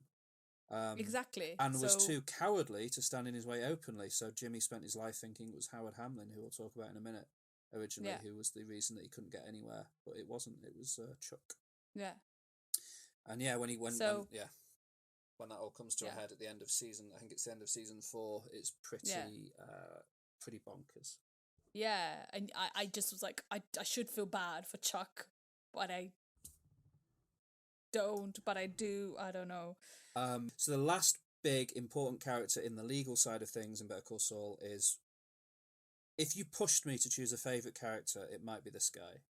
No. I love his performance so much. No. He's so ridiculous. He's just so, it's like a cartoon brought to life. Yeah. Howard Hamlin. Yeah. He's a guy who spends his life wearing a mask, I reckon. It's not until season 6 where the mask slips a bit and you start to see the background of this guy. And it's not until season 6 you even learn that he has a wife, because he just presents a professional front at all times. Every time you meet Howard Hamlin in this show, he is at work. He's being a lawyer, and he's interested just in that. And he is played masterfully by Patrick Fabian, who, if you haven't seen it, stars in a movie called The Last Exorcism, which is a found footage exorcism movie where he plays a preacher who is cynical about the act of exorcisms and doesn't believe in exorcisms anymore, and then is obviously, because it's a horror movie, is brought to realise that maybe there is some truth to demonic possession. He's so good in it. He deserves to star in more films. I think Patrick Fabian is incredible, and he's so good in this role. And he lights, every time he turns up in Better Call Saul, he lights up the screen with his electric performance of Howard Hamlin, in my opinion. What do you think of Howard? Who is Howard? Howard is a lawyer in the HHM thing. One of the partners, even. One of the partners. You start disliking him at the beginning because you think that he's the guy that's against Jimmy, but he's not. And so then he kind of grows in you a little bit. But then, he's also a lawyer, so he always tries to do things for himself. He's perfect, always extremely well dressed, extremely perfect tan and hair and car and everything. Big shiny teeth. Yeah, and you think that his life is perfect until season 6, when he goes to he's goes in and therapy. seeks help. He's in therapy. Married. His marriage isn't working. And that's the thing, but the show is so well written that when you find out he's got a wife, you don't go, oh, I've never seen her. I was like, oh, he has a wife. Yeah. And his downfall in season 6 was done with such charm, because he's such a charming character in a way. Yeah. And he's amazing. Yeah, right. He's great. And with one of the greatest moments in Better Call Saul is that slow realization that Howard isn't against Jimmy, really. No. He's doing he respects Chuck. He will do literally anything for Chuck, and if it's he's a nice guy. And that's the problem. He's a nice guy. He's a really nice guy. But also he's a lawyer, so he's not a nice guy. He's a lawyer, so you have to, but as a lawyer, for a lawyer, he is ultimately a nice guy. He cares about Kim. He wants Kim to do well in her career. He cares about Jimmy. He wants Jimmy to do well in life. But he also idolizes Chuck. And if Chuck says no to Jimmy at all times, then he will play that out for Chuck. And when we'll talk about it more next time, but when Kim and Jimmy start to enact their plan against Howard, and in the episode where it all starts to play out and you see Howard really losing it and going mad, and there's that one scene of that deposition where that judge comes in and Howard is just like well, and he completely sort of starts to lose it in front of everyone. It's just amazing. And again, Patrick Fabian played it perfectly. And apparently, during some seasons of Better Call Saul, Bob Odenkirk, Rhea Seehorn, and Patrick Fabian all lived in a house together during shooting. And would play out scenes over supper the night before they were shooting and stuff in the house and talk about character choices and stuff. And that sounds like the greatest house in the world. Oh my goodness, that sounds amazing. And like that kind of like makes you remember that he is sort of in some respects he's a bigger player than you remember. I think Howard Hamlin in Better Call Saul, he's there all the time, and I think a big part of his character inspires the ultimate character of Saul Goodman. Like, he's a big, larger than life, shiny, tanned guy, and that's not all of that, but elements of that, and are brought in and magnified by Jimmy to create the character of Saul Goodman. And I just think that he's great. Having talked about the law side of things, the legal side of things, Better Call Saul also introduces us and starts to take us through, and they didn't need to do this really, because the show is called Better Call Saul, and the links to Saul are tenuous a lot of the time with this side of the show, but it starts to show us the world of crime, organized crime in the Albuquerque scene, which is what Walter White will in a few years sort of enter into and start to blow up and carve in his own image, and that really starts with another character who I would maybe choose as my favourite if you pushed me, Nacho Varga, played by Michael Mando. I loved Nacho. He was the most problematic character. Like, oh, it made me so sad. Nacho's incredible, and in season 6, incredible scenes all round. He's just this guy who he makes these. He he wants to be in the world of organized crime. He wants to be a drug pusher. He wants to do these things. He's not a good person morally. No. But he loves his dad. He adores his dad. He wants to look after his dad. And ultimately, that determination to protect his dad from the world that he's found himself in, because he does sort of quite quickly start to realise that this is not a good world to be in. No. But he's at that point in too deep to get out. And throughout the 6 seasons, the walls just close in on him more and more and more. And his escape routes from where he is are blocked off one at a time until this incredible episode early in season 6 where it all sort of comes to a head and his story ends, but not without one final truly incredible speech from Michael Mando. And Michael Mando is a great actor. He iconically played the villain in a video game called Far Cry 3, where they motion captured his face so he looks like that. The character looks like Michael Mando, and that's kind of where a lot of people first saw him. And then he showed up in the Spider-Man Homecoming movie, playing the character that should become Scorpion. And I hope they bring him back at some point, because to see him in an MCU movie would be great. But this performance as Nacho is great. And early on, the scenes where he is dealing with that guy, I can't remember his name, I think he's called Colin Prost. He ended up being in What We Do in the Shadows. But he basically drives the pussy wagon from Kill Bill, and he wants to sell something. I don't know. Anyway, he's great, and that's all great. And Nacho is great. And he kind of is... ends up being controlled by these larger figures than him, the first of which is we get a couple of characters now that we knew and loved in Breaking Bad. Mike Ehrmantraut, played by Jonathan Banks. Yes.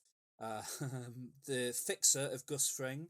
We initially meet him in Better Call Saul before he's really involved in crime, working in a parking attendant booth in the courthouse that Jimmy works in. And it takes a couple of seasons, but we learn pretty early on about his past as a police officer. He was a corrupt police officer. It ended up getting his son killed and basically destroyed his life. And he's now dedicated his life to making sure that his son's widow and his grandson or granddaughter, are looked after and protected. And he never sleeps. No, he doesn't sleep. He is like a shark. Yeah. Just constantly moving. And we sort of get to learn and see how he ends up being involved with Gustavo Fring, the chicken man. And it's just, Jonathan Banks just has this quiet charisma about him, where love him. Every scene he's in, you just kind of love him. What happens to him in Breaking Bad, I was just so upset about. Yeah, but it's a great scene where he finally is just like, shut up to Walter. Because Walter's doing his whole I've got to do this because of this, and and Mike's just like, you've killed me. You've killed me. I'm dying. Can you just stop and let me die? Yeah. And leave me to die. And it's sad, but also good on Mike for right up until the end, having absolutely no time for Walter White and his nonsense. And we get a couple of scenes in the end of season 6 where we see early on what Mike immediately thought of Walter, and if only Saul had listened to him then, maybe a lot of things could have been avoided, but he didn't. That's one thing that I always keep about Breaking Bad, the amount of work that it took to build an empire, and then this self-righteous person comes and just destroys and messes everything up Yeah. from every side is Yeah, ridiculous. he just Walter White is the worst person ever. yeah, he ruins everyone's lives. He's Yeah, he awful. does. Yeah. Yeah, I love him. All right, and then of course, I think by season 3 of Better Call Saul, we are brought into the world of the people running this crime empire, and that big one of that is Gustavo Fring. Yeah, love him. Yeah, is there? Love him, but Go on. he makes me think, why do people do this? Like, he's constantly scared, he's got all the money, and but he's just, why are you doing this? Yeah, why? Well, Yeah. from Breaking Bad, we learned that it was ultimately because he wanted to be able to get to a point where he could get revenge on the big boss of the cartel. Yeah, right? but it's a lot of work for It is a lot of work. Yeah, Gustavo is just a singularly focused character on building this drug empire and one day being able to take out the Salamancas. Whereas you're right, he runs a successful chicken restaurant. He could happily just do that and probably be reasonably successful, but no, he won't. So that is that's Gus. And then finally, a character that was introduced very late in the second half of the run of the show, but ultimately ended up being pretty integral and incredible. Lalo Salamanca. Lalo Salamanca. What did you think of Lalo? Another very confusing character, because he's so charming. Yeah. And you want to love him, but also he's evil. He's a really, really evil. Bad guy. Yeah. He's horrendous, but he's so charming that you just go, oh, and he's amazing. It's an amazing character. Yeah. Very scary. Yeah, because he will just. I mean, you've seen Sicario, haven't you? That movie Sicario. Yeah. And they talk a lot in that about how Mexican drug cartel people are just ruthless. They will do anything. They do not care about any life. Yeah. Nothing is sacred to them. And Lalo is more so than just about anyone else an embodiment of that idea of like he is this Mexican cartel man who will just do anything to get what he wants. Yeah. He is brutal. There's a scene in one season where he murders somebody in a shop for basically no reason at all. And then when he gets caught for it, he just doesn't care, because he knows he can get out of it, because he knows that he's got that power. And the showdown that ultimately unravels between him and Gus is pretty electric. I didn't like him when he first turned up, because I was a bit like, oh, they just dealt with some Salamancas. They kind of deal with is it Tio Salamanca? Yeah. And he ends up going to prison, and Hector gets paralyzed, and I was like, oh, we can move on from the Salamancas now and explore the things. But then Lalo gets introduced, and I was a bit like, oh, we're just kind of repeating this cycle. But no, he ends up being so charismatic and so fascinating that he's great. And also, that first episode of Breaking Bad that Saul Goodman appears in, where he's taken out into the desert by Jesse and Walt, and put in front of that open grave, and he starts yelling about Lalo, and is it Lalo? Is this anything to do with Lalo? And I guess fleshing out that background about who Lalo is was pretty exciting. And yeah, he's great. Yeah. And the guy that plays him, whose name is Tony Dalton. Tony Dalton. He sounds like a crooner from the 60s or something. Yeah. He's great. And did you watch Hawkeye on Disney Plus? Yeah. I thought they made a great use of like you now expect him to be a bad guy and stuff, and they really did masterfully played that off in Hawkeye, where he's actually really likable. Yeah. But likable genuinely. He's not bad at all in No, Hawkeye. but you go, oh, it's going to be bad. It's going to be bad. This and guy's like, bad. nah. I've seen Better Call Saul. I know this guy's a bad guy. No, he's fine. And those are really broadly the big characters in Better Call Saul. All of them fantastic. All of them played wonderfully by their actors.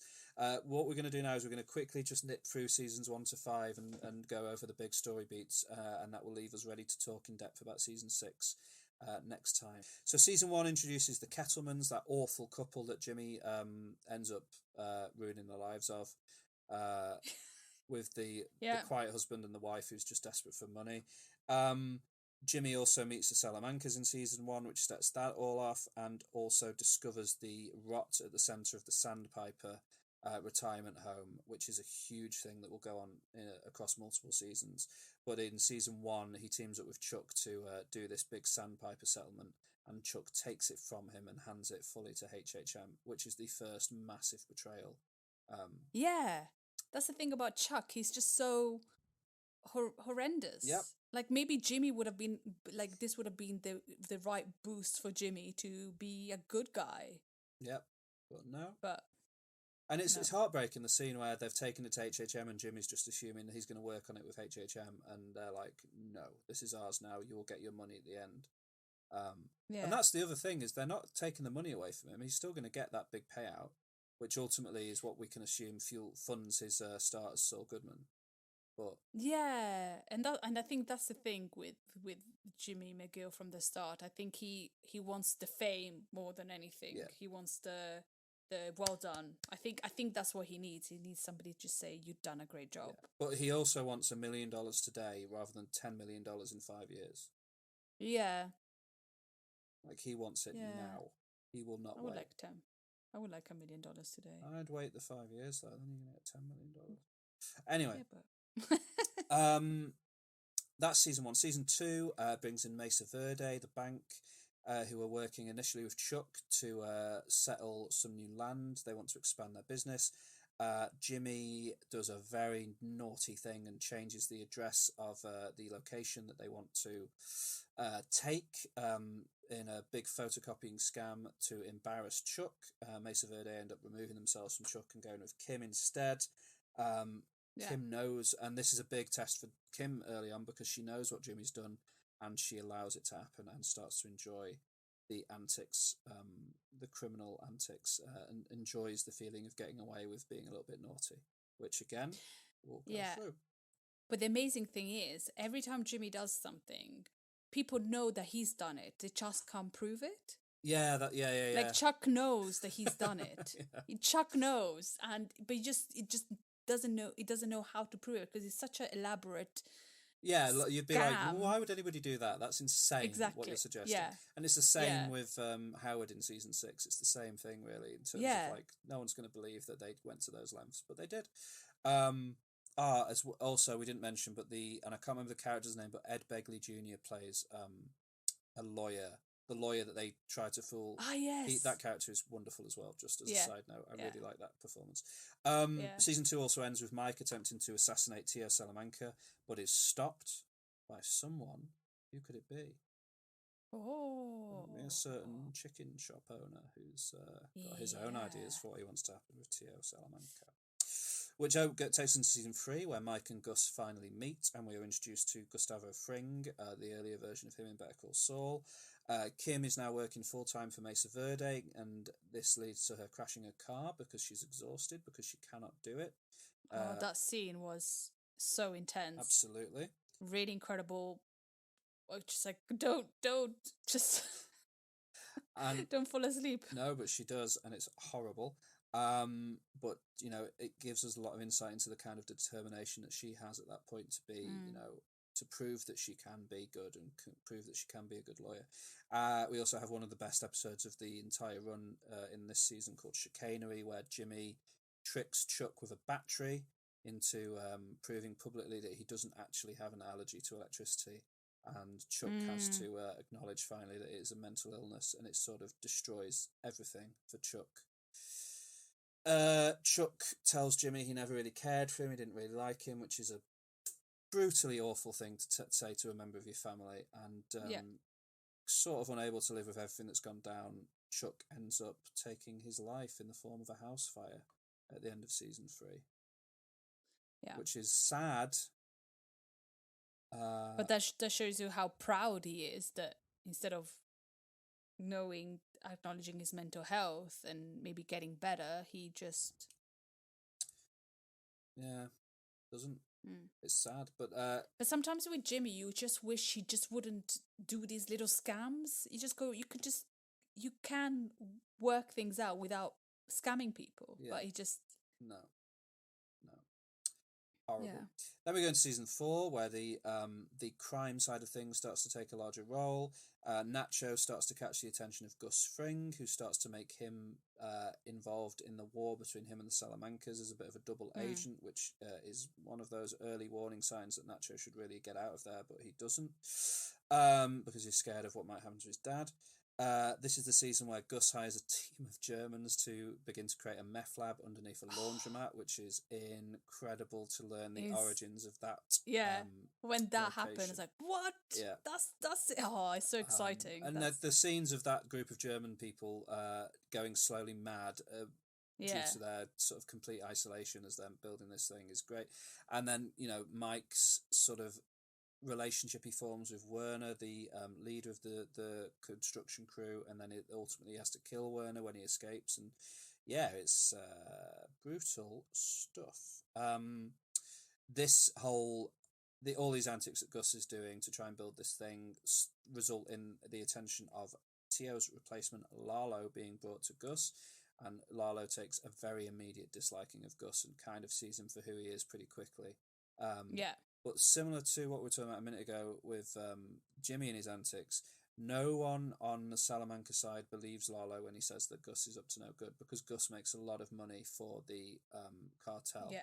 So none of them are willing to accept that Gus could potentially be working against them. But Lalo sets Lalo off on his mission to kind of prove that Gus is up to no good, which again comes to a head in season 6. Jimmy has been barred from practicing law due to the events of season 3 at this point, so he's now selling phones, which gives him the idea of selling drop phones to criminals. And he begins his rise as Saul Goodman. By the end of the season, he's allowed to practice law again, and to the shock of Kim, he decides that his name is now Saul Goodman. Saul Goodman. Season 5, the penultimate season, things really start to come to a head.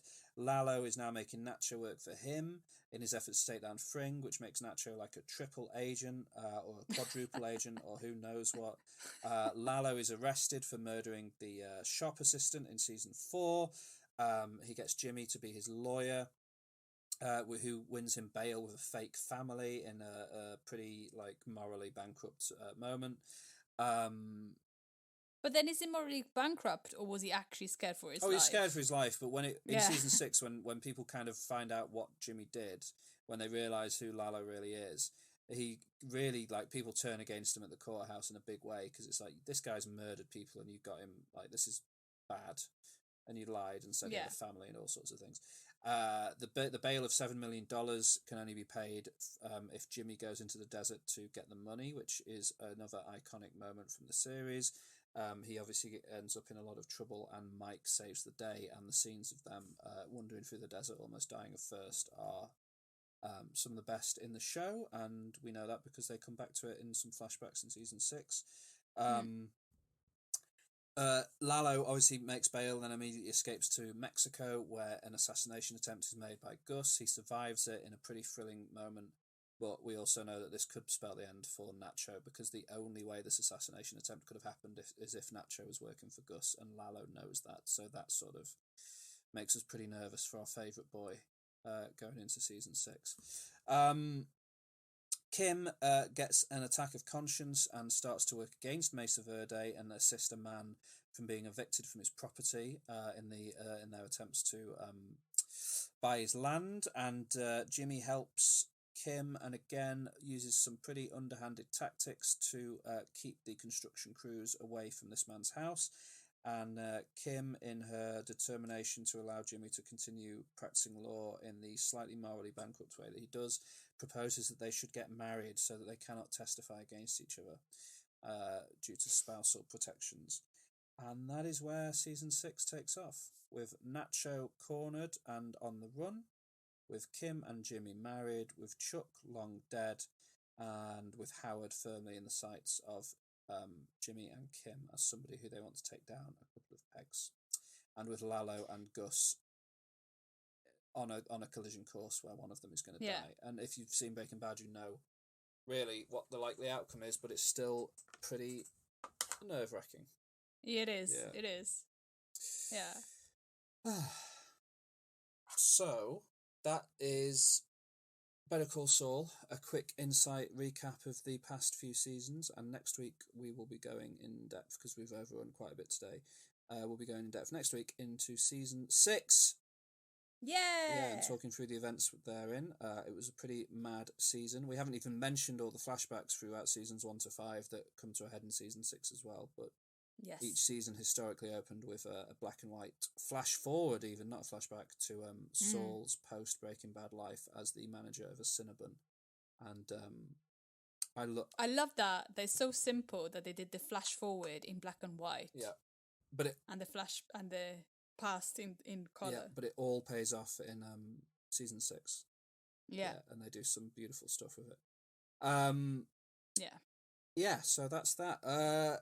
If I was... So, one final push, please do get in touch with us with any opinions you have, any views you have about anything we've talked about, or anything you'd like us to do in the future.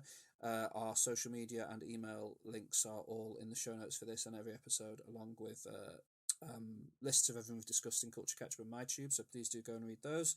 And please do go and rate and review us on all the social media platforms.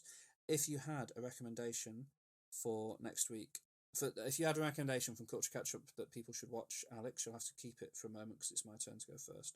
And I would recommend that people watch the movie Fall, because it's a lot of fun. And also the Lord of the Rings of Power on Amazon Prime Video. I think it's pretty fun. I think it's good. I like going back to that world, and it's interesting to see, Game of Thrones is back with its very violent, very sexualized version of a medieval fantasy world, and to see the more wholesome side of things covered with Lord of the Rings at the same time is an interesting sort of different flavours of fantasy that we're getting at the moment, and both of them are pretty great, I think. So yeah, go and watch Lord of the Rings of Power and just make your own mind up. What about you, Alex? I would recommend the film How It Ends. Good. And definitely King Princess's new album, Hold On Baby. Hold On Baby. Except for that last song. Yeah. Stop talking about Mark Ronson. There's only one track and it's the last one. Nepotism. Nepotism? What are you talking about? His dad was in David Bowie's band. Was he? He's only got where he is in life because his dad was in David Bowie's band. No, come on. If he's got a problem with that, Don't he say can that. come and tell me himself. So, You're silly. how do you think he knew Amy Winehouse and other famous musicians, that he could make all those albums when he was a producer early on in his career? Was it because his dad was a famous musician and he grew up in the world of music industry already? I think it might have been. Oh, Stupid idiot. stop it. Nonsense, moron. Hate him. Okay, so I hope you've enjoyed today's episode all about Better Call Saul, and it's been so much fun to be with you for a few hours again, and please come back and join us in a couple of weeks to go over the events of season 6 of Better Call Saul. If you haven't yet got there, watch it. It's the best show ever. And yeah, we can't wait to be with you again in the future. Thank you so much. I love you. Thank forever. you. Bye. Bye.